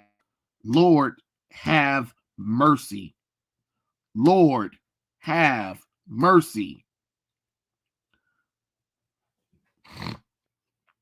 Okay. And other threats looming over the village. Little do they know their relentless pursuit has caught the attention of Paymaster, a high-ranking street kingpin operating in the shadows. Paymaster, fearing the interference of vigilante heroes in his lucrative street business, decides to confront Homeless Homeboy head-on. As tension rises, high-stakes meeting is set up between two formidable forces. Will Homeless Homeboy be able to navigate this danger encountered, protect his community with Paymaster's wrath? From Paymaster's wrath. Readers are raving about the highly anticipated sequel spanning 45 pages that build upon the well-received Homeless Homeboy number 1. Prepare to be captive by the gripping storyline and dynamic work, and the continued evolution of our resilient hero.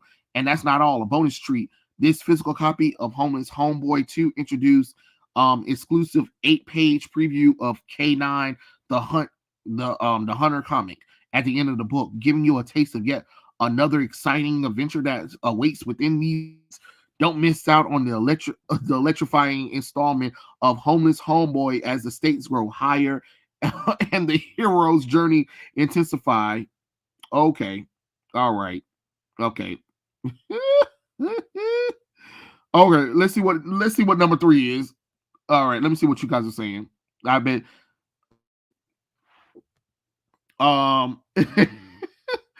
Okay, hold on. Let me see what all you guys are saying. Hold on. Wait, y'all done said a whole lot of shit. Let me see. Okay. So, what makes a comic book series of a homeless Black superhero? No idea, Blue Wind. I have no idea. I'm confused about it myself. Homeless Homeboy is the next G-Force level. It's kind of like that Good Times trailer, Hot Mess.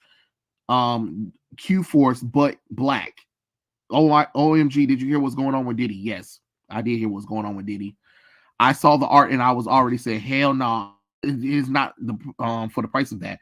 I mean, you can't ask nobody to pay $20 for 18 pages. I'm sorry. I don't know why people think that you can charge that much money for less story. Because it was this comic book issues that I wanted to get. It's called Harriet Tubman Demon Slayer. Now it looks interesting, and I saw some previews, but he was talking about the floppy, which wasn't even was like 22 pages. It was almost damn near close to $30. Bruh, I'm not paying that. Now, if you collect all 6 issues in a book and then ask for $30, I got you. But I'm not paying $20 for less than 25 for less than 30 pages. I'm sorry. I'm not paying $20 for 45 pages. I'm sorry. If I pay $20, I'm getting at least about 100 pages. 100 something pages. Like, because even Eric July knew damn well he couldn't sell Ice to us for the price that he was asking if he wasn't giving us more pages. You get what I'm saying? Like, could you imagine if Eric July just gave us 30 pages for Isom #1 and then charged the money that he charged? Oh, that book would have went nowhere. Those designs, maybe the MC were pretty bad. Yeah. That's not a bad name for a team. No, it sounds really cool. This is going full Bishop and the all black X-Men. Coates would hate the first responders. Yes. How about that Ripper fan art contest? I don't know anything about it, Evans. I'm entering in it. Honestly, I'm almost out of the art business anyway. So I don't really do much artwork nowadays anyway. And I'm probably gonna close my art page anyway. So I have no idea about that art stuff. So don't ask me, but I'm quite sure whoever enters it, I hope they do a good job, and I hope Ripple picks the best people for it. But it ain't gonna be me. Okay, Homeless Homeboy, issue 3. Okay, let's see. Get ready for the action-packed finale of the first chapter in Homeless Homeboy series with Homeless Homeboy #3. Paymaster determined to eliminate the hero who threatens his street empire, plus a staggering $100,000 bounty, $100,000 bounty on the capture of Homeboy. Joined by the resourceful Dax, Homeless Homeboy takes on the formidable adversaries in an epic showdown. Brace yourself as our heroes face off with the ruthless Black Trash, the cunning drunken assassin, and the deceitful swindler. The stakes has never been higher as allies are tested and battles are fought in thrilling issue. This 22-page installment. Wait, hold on. Wait. Time out. Flag on the play. Hold on. If the second book was 45 pages, how the hell did the finale go to 22 pages? And you still charging almost $20. See, this is what I'm talking. Oh my God, this is what I'm talking. This is what I'm talking about. How, if this is your finale, the finale needs to be at least close to 100 pages because it's the finale of your series, especially the first chapter. Holy crap, I'm about to slap a motherfucker. God. This 22-page installment will leave you on edge of your seat as the crippling storyline reaches this climactic conclusion. Prepare for jaw-dropping twists, explosive action, the ultimate test of Homeless Homeboy's courage and determination. You won't want to miss out on this unforgettable issues that will capture you from the start to finish. Be sure to get a copy of Homeless Homeboy #3 as the first chapter of this remarkable series reaches its thrilling conclusion. Okay. All right. Okay. That is weird. That is so weird, bruh. Let me see. Where all these? Is this all the comic books? Let me see. Do they got more? Okay, so they got something. All right.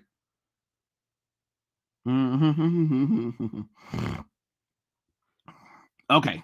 Let me see what all you guys are saying. Blacks make up 13% of the population, but 40% of the homeless population. This means that they are more likely to experience homeless than whites, who make up 48% of the homeless population. I have no idea. Maybe because in California that don't look like it's a lot of black folks. It looks like it's more white folks. One of my relatives overheard you say Harriet Tubman Demon Slayer in that video and got hooked on the series. Yeah, I mean, I wanted to buy it, but it was just I couldn't see myself paying almost $100 for 6 issues separately. You know what I'm saying? But I wanted to buy it, did want to buy it, but it was just like, yeah, maybe when this book go on sale and, you know, maybe when he collect it or whatever, I'll get it. But I'm just not going to spend that kind of extra money on that. You know what I'm saying? Sup, Dr. Hino, what's going on? Doing a live stream talking about stuff. Where are the white homeless homeboys? I don't know. No, I did not see the gameplay for Stellar Blade, so I do not know about. I mean, I'm quite sure it looks good, but I didn't get a chance to pay that much attention. I did see what the character looked like. She's gorgeous, honestly. Drunken Assassin. Yeah, Drunken Assassin. Yeah, I heard about what they did to Tomb Raider. Let me see. So let's go back to this last book that he has, I guess. Well, this one is called Danix issue number 1. Let's see what the art looks like. Okay. All right. That art not bad. But I need to see some action. All I'm seeing is just them talking. So that's not enough to get me excited. Okay. Meet Dominique Summers, a young woman who's dedicated to working hard and caring for her mother. One fateful day, while exploring the attic of her mom's house, she discovered the bird claw, a mystic staff that bestows upon her extraordinary powers of Dax. From that moment forward, her life takes a thrilling turn as she embraces her newfound identity as a superhero. But the excitement doesn't end there. One morning, Dax receives a mysterious letter that unravels unbelievable news. Determined to find answer, she heads to her mother's house, unaware that a dangerous encounter awaits. Enter Princeless and Princeton, formidable villains standing in her path. Can Daxon overcome adversaries and emerge victorious? Discover the captivating journey of Daxon in this pulse-pounding debut issue, spanning 22 pages. Witness her transformation from ordinary young woman into a formidable superhero. As the story unfolds, prepare for epic battle, unexpected twists on unwavering strength of Dax and his spirits. Get ready for immense and get ready to immerse yourself in a thrilling comic book as Dax face off against formidable villains and navigates the challenges that come from her newfound powers. Will she emerge triumphant? Okay, once again, we go back to the 22 page shit. I don't understand. Like, y'all, look, I'm tired of these new comic book coming out, and people be thinking 22 pages is enough, but then you're charging damn near $20. No, that's not how this works. Let me see. Hold on. So, first responders go to school, paper trade back. Okay. Oh God, that art looks terrible. What the fuck is this? Yeah, no. Joined our beloved heroes, the first responders, including homeless homeboy Dax, Earl James, Extreme Tie, and Sash, as they make a special visit to school on career day. In this heartwarming, lighthearted comic, the first responders take on a new role as substitute teachers, giving a hardworking educator a well-deserved break for the day. Okay. 9 pages. 9 pages for how much? 4. Okay. See, now you about to get slapped. You about to get slapped. The first responders meet K Hunter, the coloring book. So wait, so there's a coloring book. Oh, look, so you can color the story. Yay, I guess. What? In this captivating 10-page coloring book. Oh my God. Oh, the first responders arrive in Nigeria, meet the legendary K9, the hunter, discuss a top secret mission that requires their combat. Explore the vibrant landscape and cultural richness of Nigeria as you colored each pages. You are literally selling people to do the damn work. Like, get out. Stop playing with me. Stop playing with me. God damn it. See, this is what I'm talking about with black. Like, oh my God. This is what I run into a lot when I go to conventions, and it's a lot of black indie comic book creators. They do half-ass shit like this, and then wonder like, I wonder why nobody's buying our books or supporting us because of shit like this. Shit like this. Like, come on now.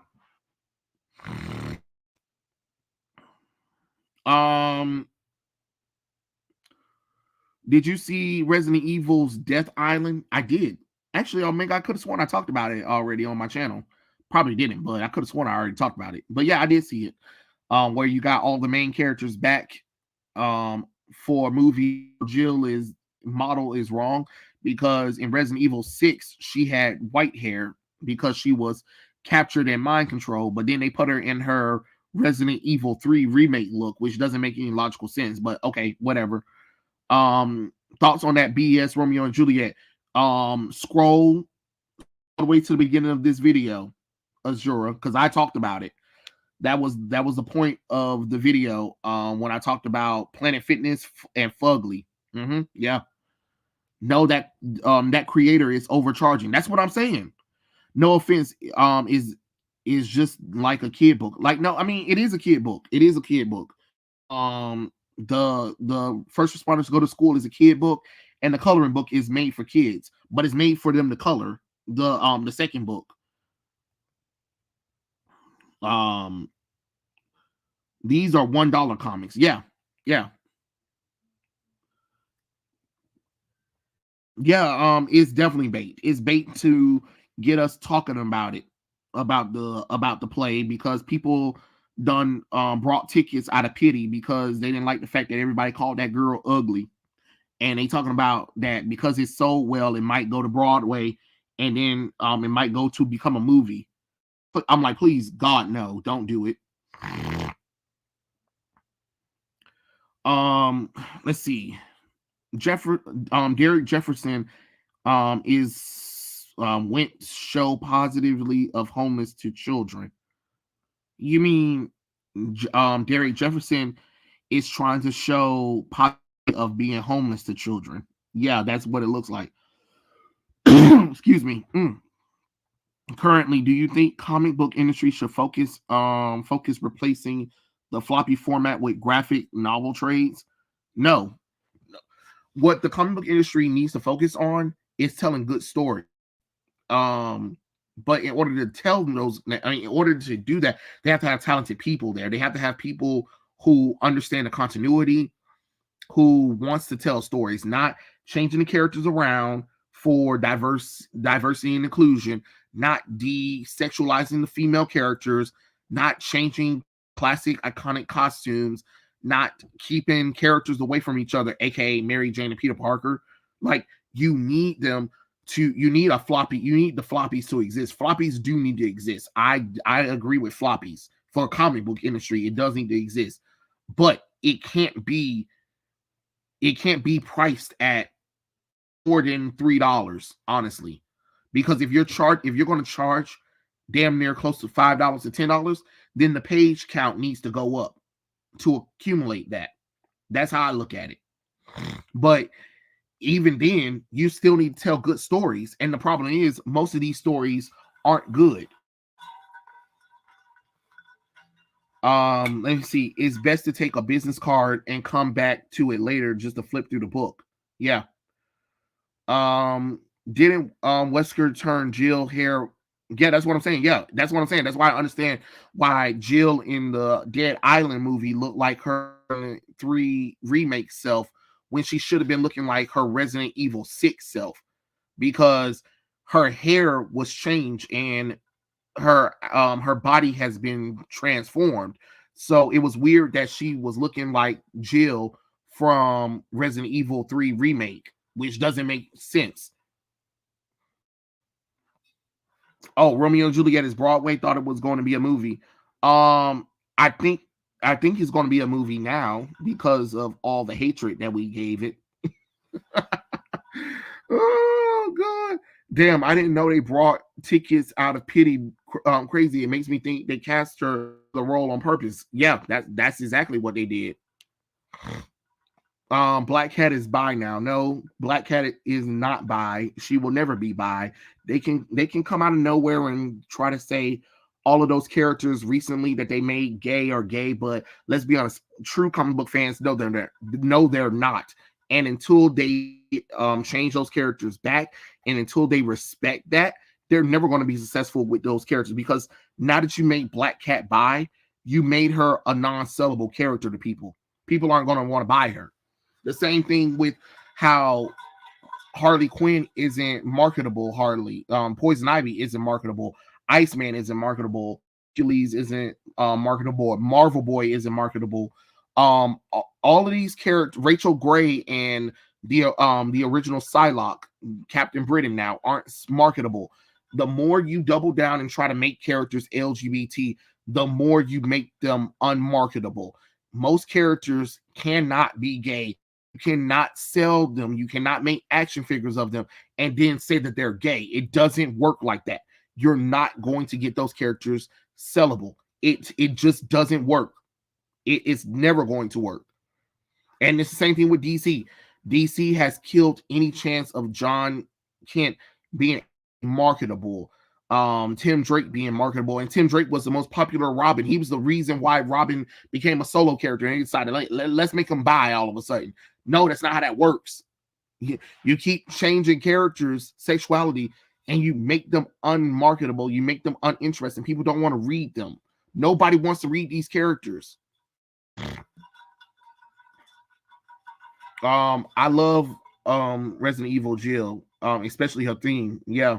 You mean Resident Evil 5. Look, they all blur together. You know what I mean? We need real writers, not Tumblr sloppy seconds. Yeah, exactly. Give Jill her ponytail and her blonde hair, please.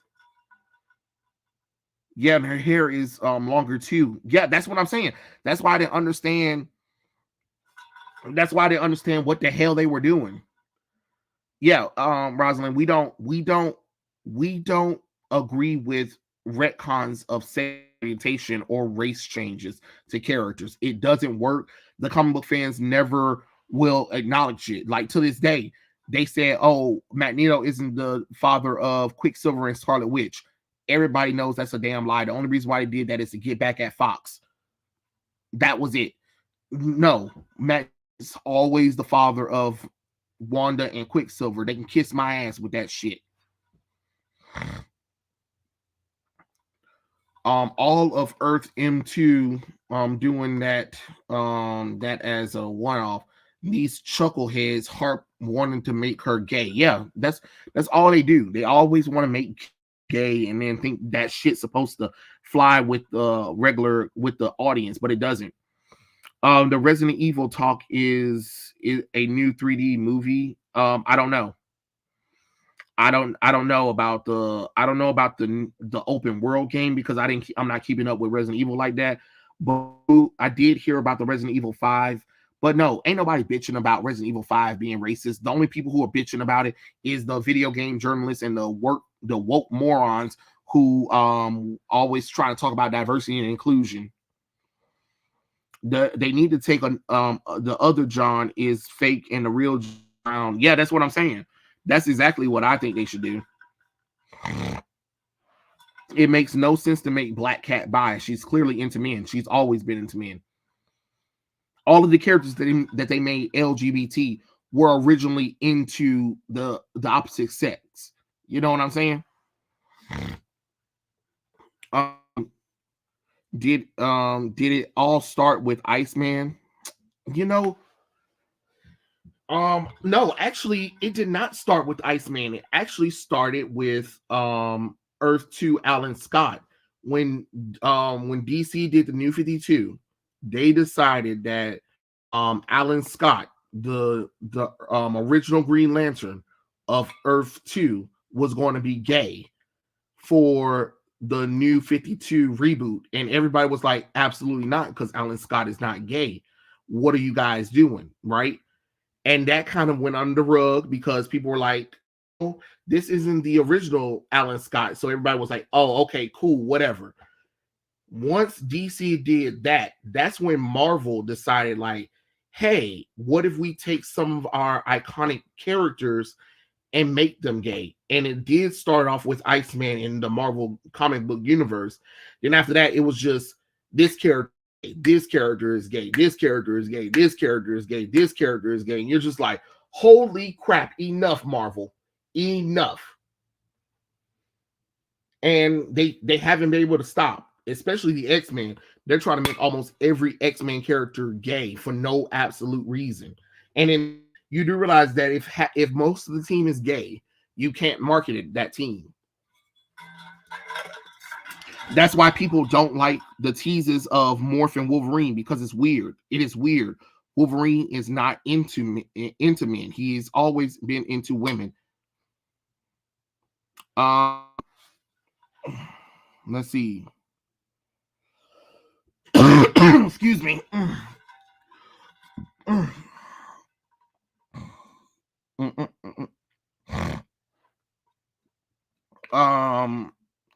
What if scenario? What if Disney sell Marvel? Would you rather have Sony or Lionsgate take them? Sony.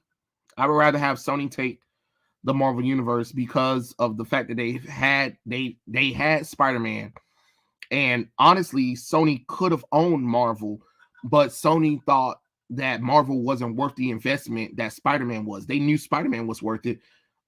They was going to sell Spider-Man and the Marvel universe to Sony for $30 million, and Sony brought Spider-Man from Marvel for $15 million. You know what I'm saying? They brought everything Spider-Man related from Marvel at the time for $15 million, but they could have bought the entire Marvel universe for $30. Now, could you imagine if they did? Then we could have a lot more cohesive stories. You know what I'm saying? Because the reason why we're getting bad Sony movies is because Marvel and Sony are sharing Spider-Man, but Marvel wants to incorporate Spider-Man into their universe more.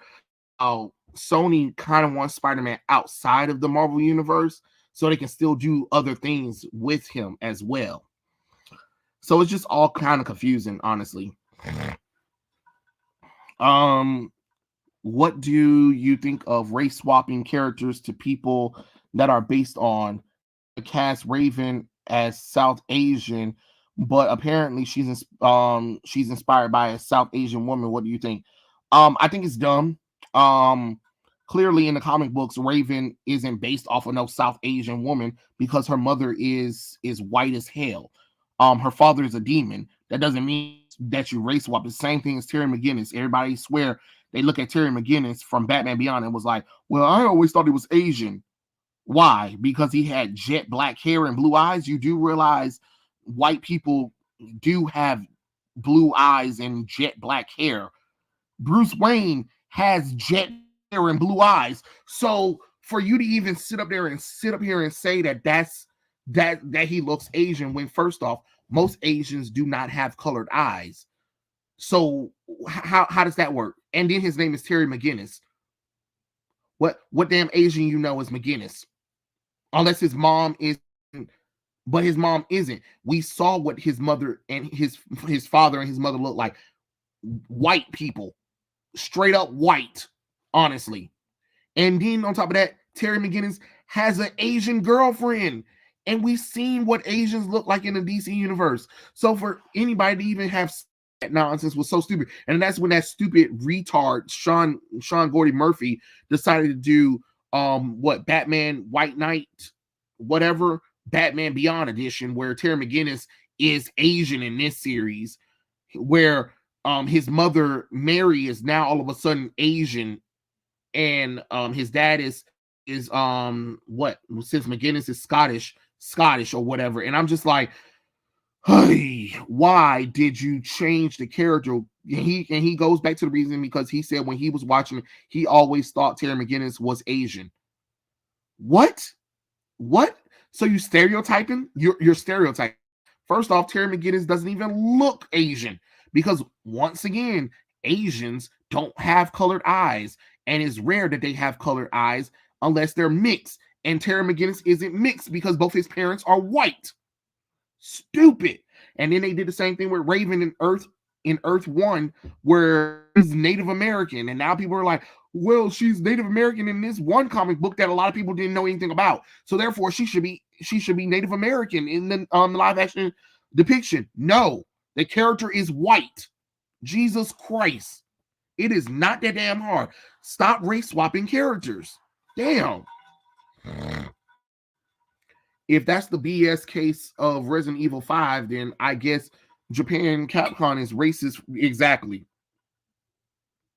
They've done too many storylines of Scarlet Witch and Quicksilver as Magneto's children. Just go back to it. Plus, it's more interesting. Exactly. And nobody, comic book fans believe that Magneto is Scarlet Witch and Quicksilver's father. In every alternate reality, Magneto is the father of them anyway. So I don't even know why Marvel even tried that nonsense just to get back at Fox. Like, it's stupid. It's that's my thoughts about the American Society of Magical Negroes. The New 52, are you okay with new characters being created? I mean, I don't mind new characters being created at all. I like, people think that I hate new characters.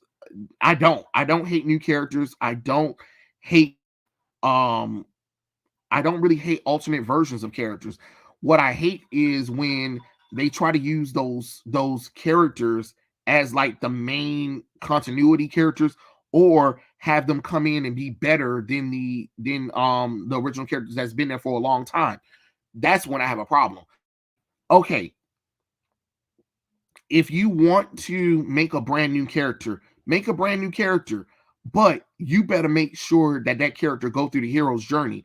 And if she's going to be female, you better make sure she's appealing to everybody, and not just this character who's a boss bitch, don't man, and apparently she's smarter than Reed Richards. No, you making her intelligent, you making her a boss bitch isn't interesting to me. I don't want to see that. You get what I'm saying? And if a character is gay or lesbian, that's fine, but as long as that's not their focus. I rather you a brand new character but then to change classic characters. But what I don't want to see is like we're seeing every damn year or every month or every week on either a classic characters being gay, or they created a new character who happened to be gay. That is annoying. That's not physically possible. Every character can't be gay. Every new character can't be gay. And every past character can't all of a sudden come out the closet and realize that they were into the same sex. That's not realistic. Especially when most of your readerships are straight men. Kamala Khan is not a mutant. I already know she's not a mutant. You gotta tell me twice. Ms. Marvel will always be inhuman. Wolverine has dated and married good and bad women for 100+.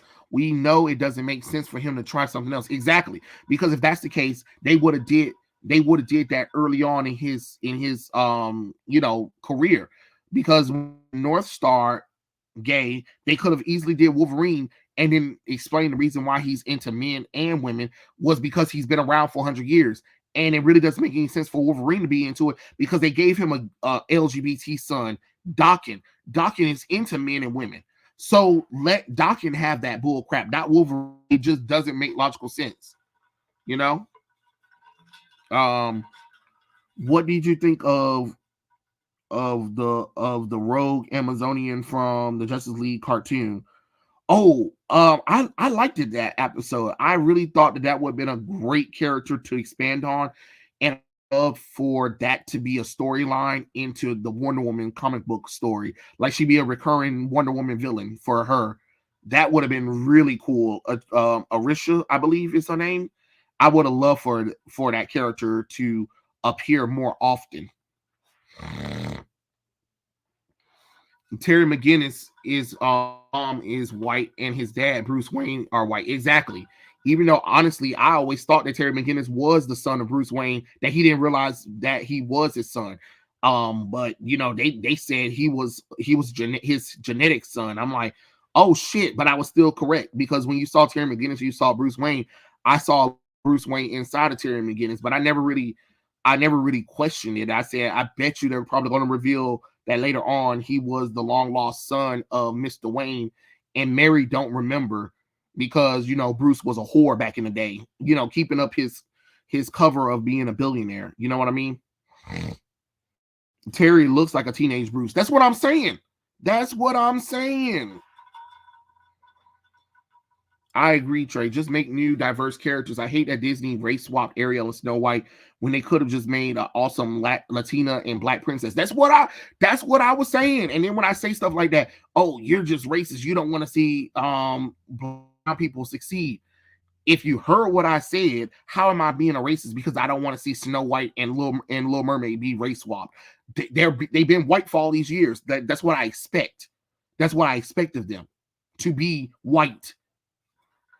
Dude didn't watch Batman Beyond if he didn't have a reference to Terry's mom, who he lived through. That's what I'm saying. That's why I was confused when he said, "Oh yeah, I thought he was Asian," and then people in the comment section like, "Me too. I always thought Terry McGinnis was Asian too." What? Again, do you guys not understand how Asian people work? And once again, it's Asian back in the day for Asian to have a different color. That's how they knew you were mixed with something, because most Asians do not have colored eyes. It is rare as hell for them to have colored eyes. It really is. And that's why I didn't understand why would you think that he would be Asian? Yeah. And if he was, don't you think his mom would have incorporated his ethnicity into his world? Like, come on now. Like, stop playing with me. Stop playing with me. Yeah, she okay. You know what? I don't like Jinx. I find her aggravating, honestly. Vi is okay. I can tolerate her more than I can tolerate Jinx. I'm just gonna be honest with you. I'm just being honest. Sorry, I meant alternate universe. Actually, I enjoy Earth 2. I actually enjoy Earth 2 New 52 because it was its own thing. And if you do stuff like that, keep it over in that universe, that's fine. But don't bring that nonsense into the New 50. Don't bring it into the main continuity. That will have a problem with it, because after they said that the Alan Scott, the Earth 2 New 52 version was gay, people had outrage at first, but then DC explained that it was part of another universe. So it wasn't the original Alan Scott. Everybody said, okay, cool, whatever, right? The problem became when they decided to reintroduce the original Green Lantern. That's when they decided, like, hey, we're going to tease the fact that he's gay. No, that doesn't make sense. His New 52 version is gay, but not the main continuity version. So, like, okay, so all of those DC now in the main continuity that just all of a sudden came out of nowhere and became gay, you could have did that in the Earth 2 New 52 runs, and I would have had no problem. But when you bring that into the main continuity, that's where I have a problem. That's where I have the problem. How I could fix Ironheart would be that could have assigned her as an intern after reverse engineering one of her armors, as she's a fan of Tony and his ventures of Iron Man. That would have been something. Besides her stealing parts and hacking into Stark Industry and building a incompatible giant Iron Man suit for no reason.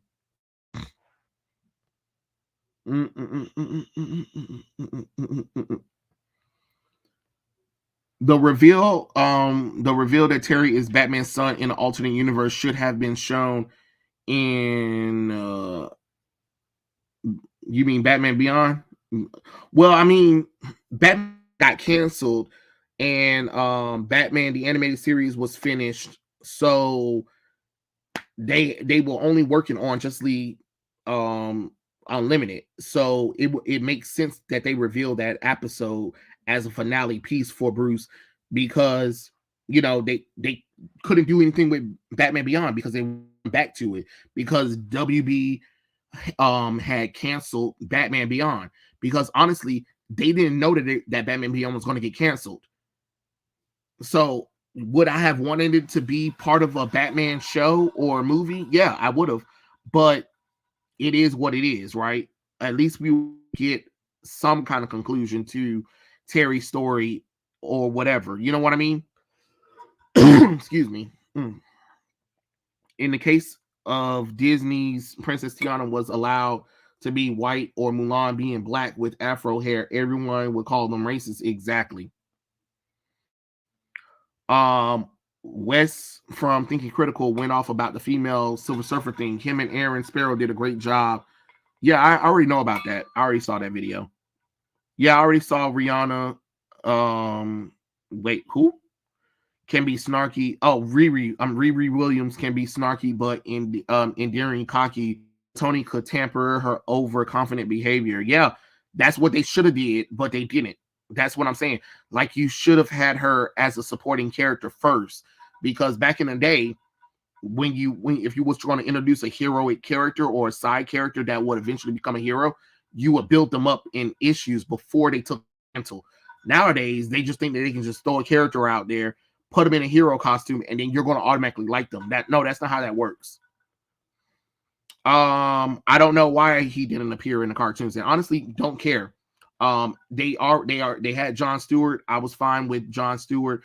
Honestly, I was interested in why Kyle Rayner wasn't there, since Kyle was introduced in Superman the Animated Series. Instead, why he wasn't there, more so than anything else. That's who I would have been more wondering about.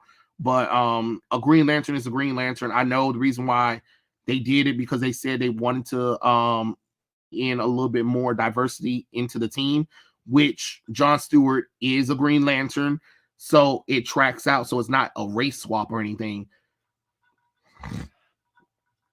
Batman got canceled, so the JLU was his last chance. Yeah, pretty much.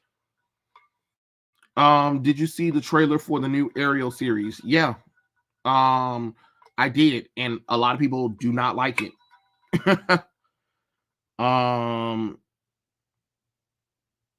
Can Riri Williams be called Ironheart because she can mortally get wounded? No, she's called Ironheart. She's called Ironheart because she has a heart arc reactor in her suit. Her suit had arc reactor is in the shape of a heart. Ironheart. Yay. But no, she does not have she herself doesn't have an arc reactor, if that's what you're wondering. Terry McGinnis is fully Anglo-Saxon, part Irish American roots from Wayne in the cartoons, where he had black hair and blue eyes. They really made Terry Asian. Bitch, please. Terry's not. I already know he's not, but that's what quote unquote fans of the show said. I'm like, all right. Am I familiar with Malibu comic book characters? No, I'm not. I don't know anything about that. Actually, it is. Batman the Animated Series is in the same continuity as Justice League Unlimited and Batman and Superman Adventures. They are all part of the DCAU. It's just that at the time they used different animation styles. When they were working on Superman the Animated Series, that's when they found a style that they worked with. So they wanted to do a Batman Superman crossover, but they knew that they had to get Batman look in the style of the Superman the Animated Series, because that was the show that Batman and Superman was on a crossover with. So they had to redesign Batman and his world in order to fit into the world of Superman the Animated Series. But the continuity is the same. Batman the Animated Series, Superman the Animated Series, and the Static Shock. Then you have Batman Beyond, the Zeta Project, and then Justice League, and then Justice League Unlimited. That is all part of the DCAU. Also, they thought on a Samurai movie, which was going to be starring Chadwick Boseman. Oh, that would have been something.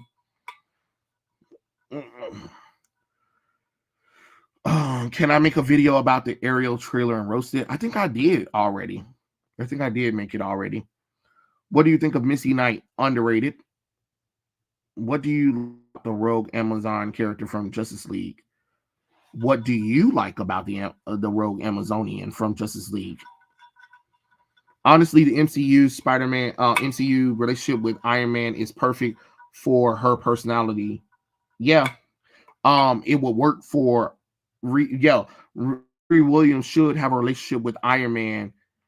like Peter Parker has a relationship with Iron Man in the MCU, which is kind of crazy because Iron Man is alive, and yet Riri Williams and him don't really communicate that often, which is kind of crazy because they made all these young legacy characters, and the legacy characters are barely around their mentors that they themselves off of. Like, that's crazy. Yeah, I can't wait for Marvel 1943. I think it's going to be great. Calling herself Ironheart with nothing behind the suit is ridiculous. I mean, that's what Brian Michael Bendis did. He created the character. You talk to him. We need an Arkham Batman Beyond game. I wish, instead of we got Suicide Squad, Kill the Justice League, which is killing Rocksteady right now. But I had already said it wasn't a bad idea. I said it was a bad idea from the first time they announced it. I think Nate and Dylan did a live stream where we talked about it, and I said I think it's stupid. When I saw Superman kill that guy, I said, "Oh God, here we go with this bullshit again." And then the game's called Suicide Squad: Kill the Justice League. I said, "Who asked for this shit? Nobody. Why was there no Black Samurai in Roland Dodge? Go to the corner. Don't ask a dumb question like that. Go to the corner. Don't ever ask me a dumb question that you know the answer to. Go to corner. Ironheart was originally a Japanese hentai. Yeah, it was. It shows how much research Marvel didn't do.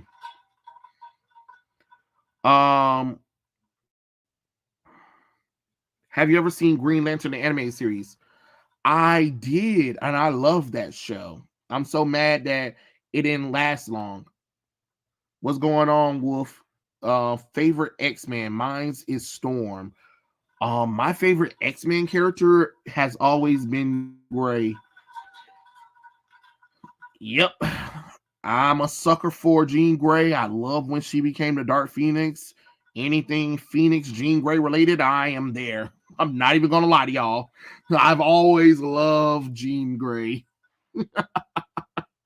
Go review Go Loser Ranger anime. What? Go Loser Ranger? Okay. Stop it. Morgeville legacy characters are mostly cosplay. You mean Marvel? Yeah. I said pass. Soups killed. I said pass when I saw Soups kill someone in the trailer. Yeah, that's what I'm saying. Goko Loser Rangers. Okay, first off, let me see what the hell this shit. This don't even sound like something. It sounds like I made that up.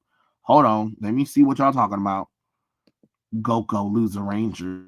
The hell, Goko Loser Rangers. Okay, let me see. Let me share that. Hold on.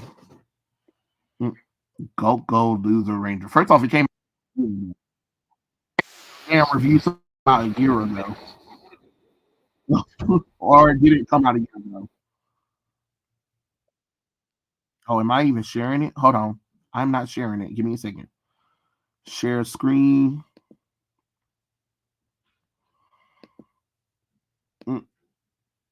Okay.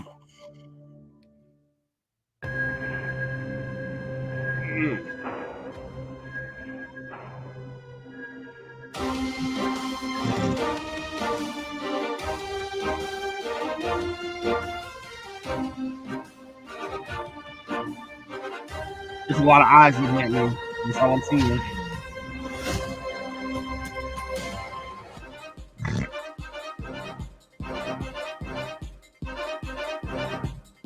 Oh, okay. The upper god.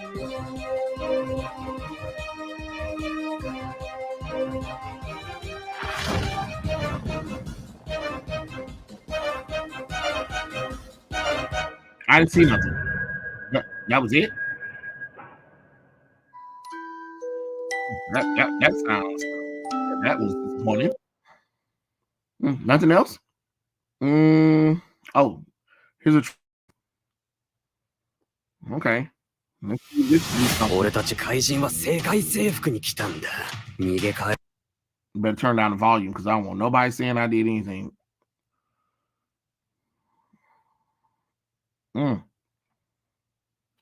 So, okay, so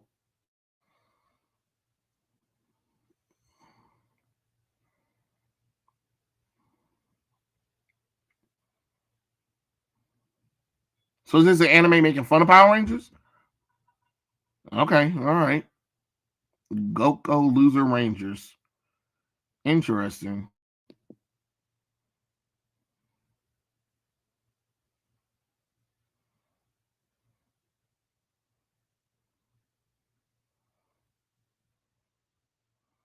Wait, so they're evil? Interesting.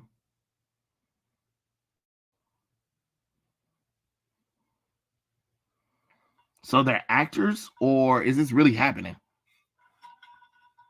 Yeah.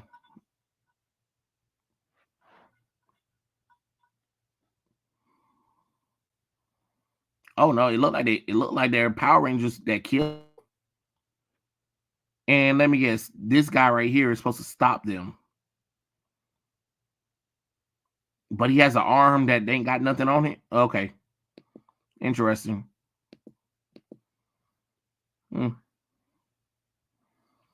Yes, evil Sentai counterparts. Okay. All right, I'll check it out. I'll have to go. Hope you have a great night. I hope you have a great night too. You got the wrong trailer. Oh, I got a wrong trailer. I'm sorry, but I didn't like Jean Grey's outfit. Which Jean Grey outfit? She has a lot of Jean Grey outfits.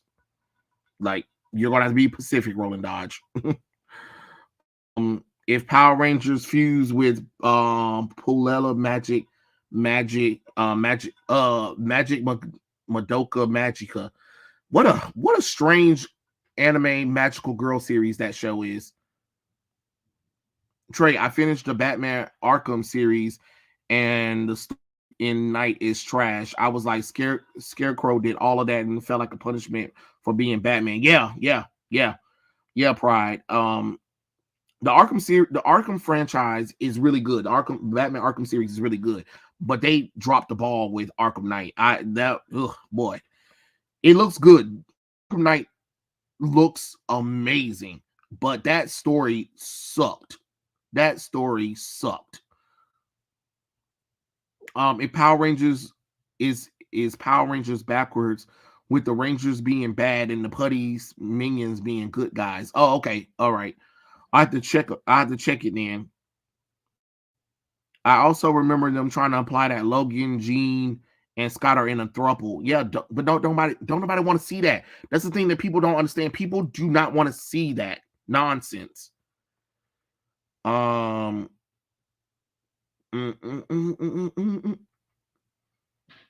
love Lantern animated series. They are stupid for canceling it. Yeah, they are. Do I like Jack the Ripper? You talking about from Assassin's Creed?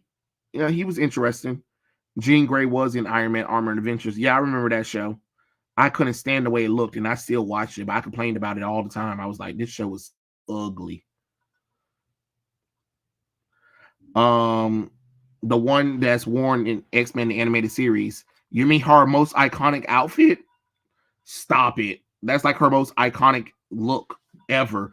The only problem is with that outfit is that they put her hair in a ponytail, which her hair should be in a ponytail. It was weird that they put that outfit in a ponytail, because in the comic books that outfit looks amazing. I heard about this comics, Radiant Black. It's supposed to be similar. Yeah, I heard about Radiant Black. I haven't got a chance to really read that comic book. So it's like The Boys. I've only watched scarcely 2 magical girls, Sailor Moon and Cardcaptor Sakura. Actually, I watched a few magical girl shows. They're not bad actually. But that Pure Madoka Magica, that one flips the genre on its head. Like, holy crap, this show is something. God, Jesus, that show was something. Agreed. The one thing that stopped me from enjoying Armor and Adventures were the character designs. It wasn't the character designs, it was in 3D. The 3D was just horrible. Pride Tom 55 says, and thanks for the comics last stream. I'm reading Superman Action Comics #1, and it's basically throwing you into loving it. And good night. I'm so tired. Yes, I'm so glad that you got into reading those books. And I understand it is a long night. I probably need to, get up out of here my damn self because I'm set up here. It's almost 3 hours. And honestly, I really be surprised like how many people be coming in here and listen to me stream, because I really be thinking that nobody really cares about what I be talking about, honestly. Views on YouTube be matching. I be like, do people even want me to continue to even upload some videos? But you have a good night. Pride. Though. But yeah, I was like, should I even upload any videos? Because these views ain't looking like people care. Woo. Wolverine and X-Men was canceled too soon. Yes. I wish a new Captain America animated series was in the works, because Captain America needs some love.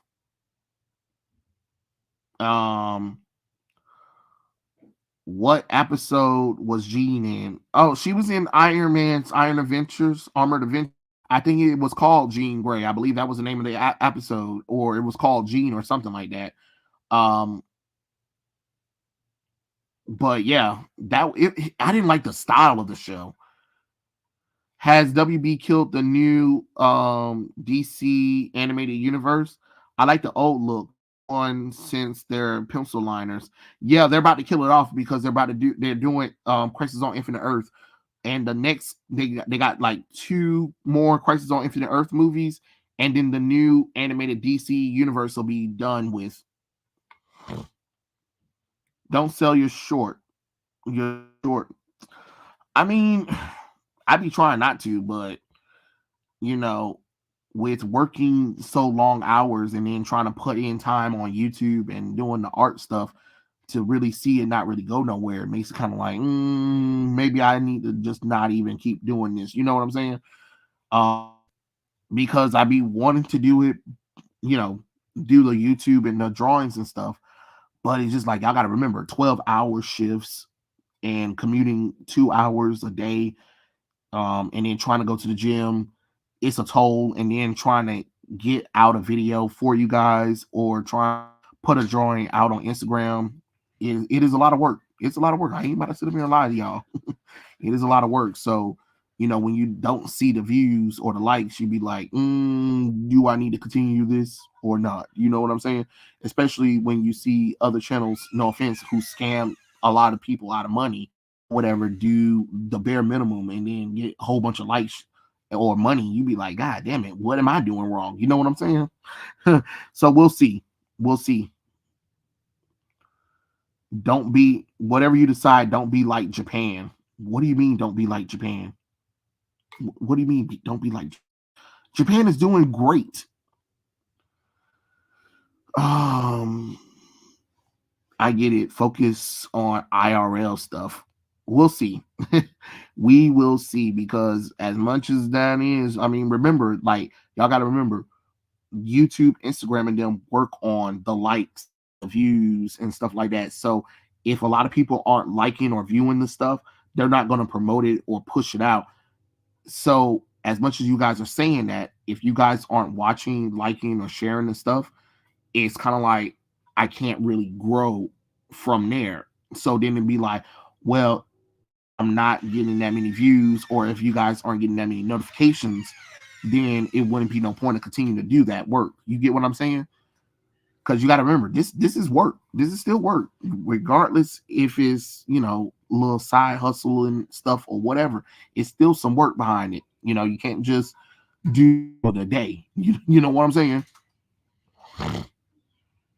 Hamada's doing the Last Ronin. The Last Ronin will flop like the Snyderverse, because the Last Ronin is PG-13. Well, the Snyderverse didn't flop.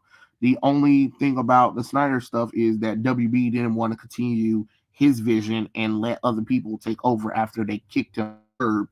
And we all seen what happened with that.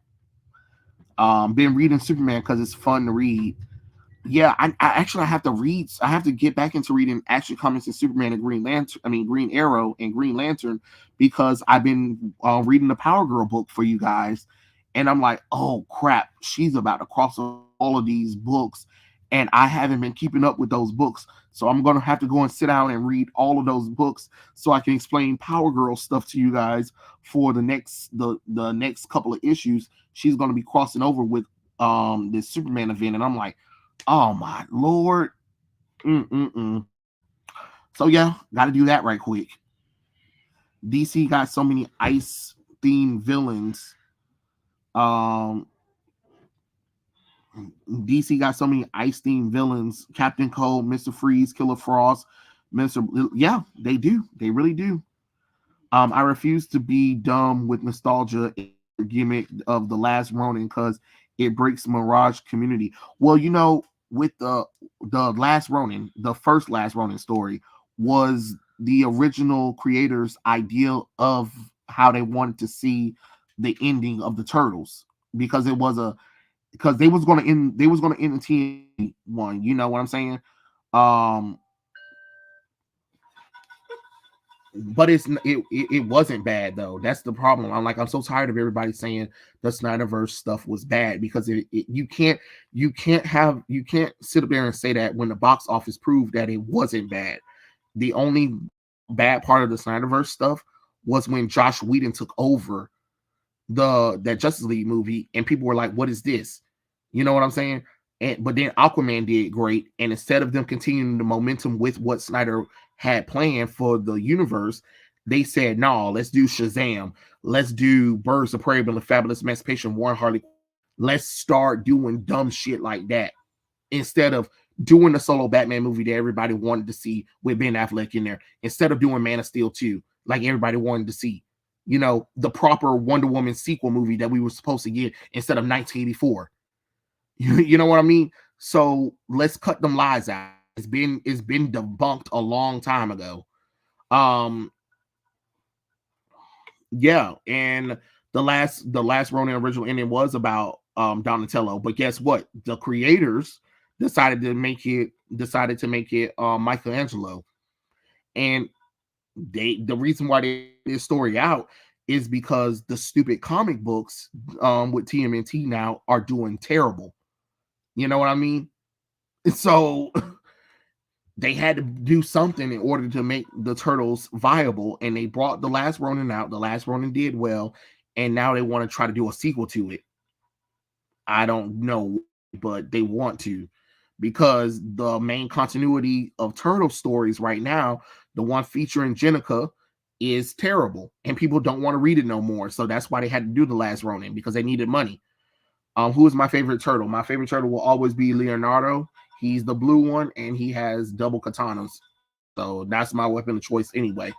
Thoughts on 2024 Civil War? Why, girl, why would you think I have seen that movie? Does it look like that movie was interesting to me to go and see? Thoughts on Civil War? Did I watch it? Does it sound interesting? Was it a comic book? No, it couldn't not.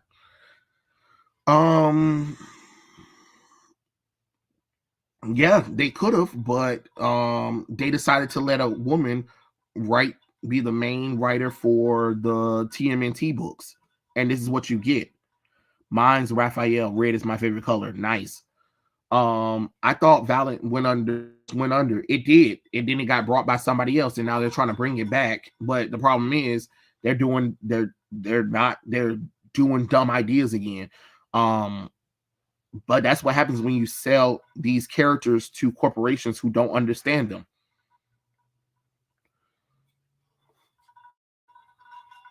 Who videos? Who videos? Who do I look like I'm watching? Why would I watch a movie about Civil War? Other people talking about a movie about Civil War when I'm not interested in that movie. Wasn't the woman trans? You know what? I don't know if the writer is trans or not, but I know she created Jenica. It was a fanfic character that she brought into the universe. Then half of the story started talking about LGBT themes and transgender themes, and it was like a whole city, a mutant city or whatever.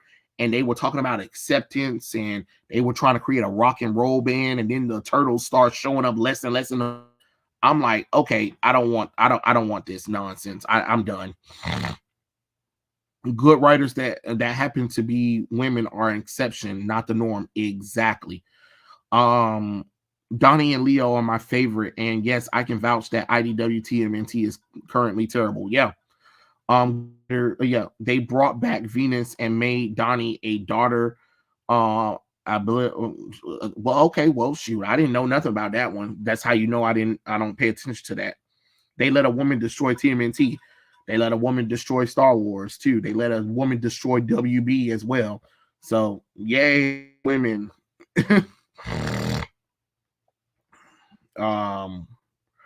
Y'all have a good night. Keep up the good work. Don't let life run you, though, Wolf. Well, yeah, we'll see. It's funny. A lot of artists think bad about their own work. Yeah, it'd be like that. But again, y'all have to remember that a lot of this stuff still works on liking, sharing, commenting. So as much as people say don't give up, continue or whatever, if the audience isn't doing the simple things of like watching, commenting, liking, or sharing, then the person can't grow. So of course the artist who is doing the work is always going to think that they're terrible. Absolutely not.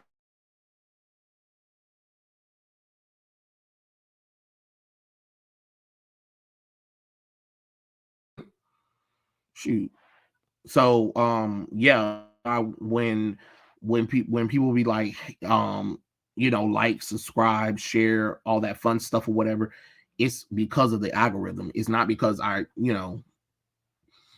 really want to say that stuff. It's just because I have to, because YouTube, Instagram, and them really wants people to subscribe, like, and share people's stuff, especially the people that they keep in contact with.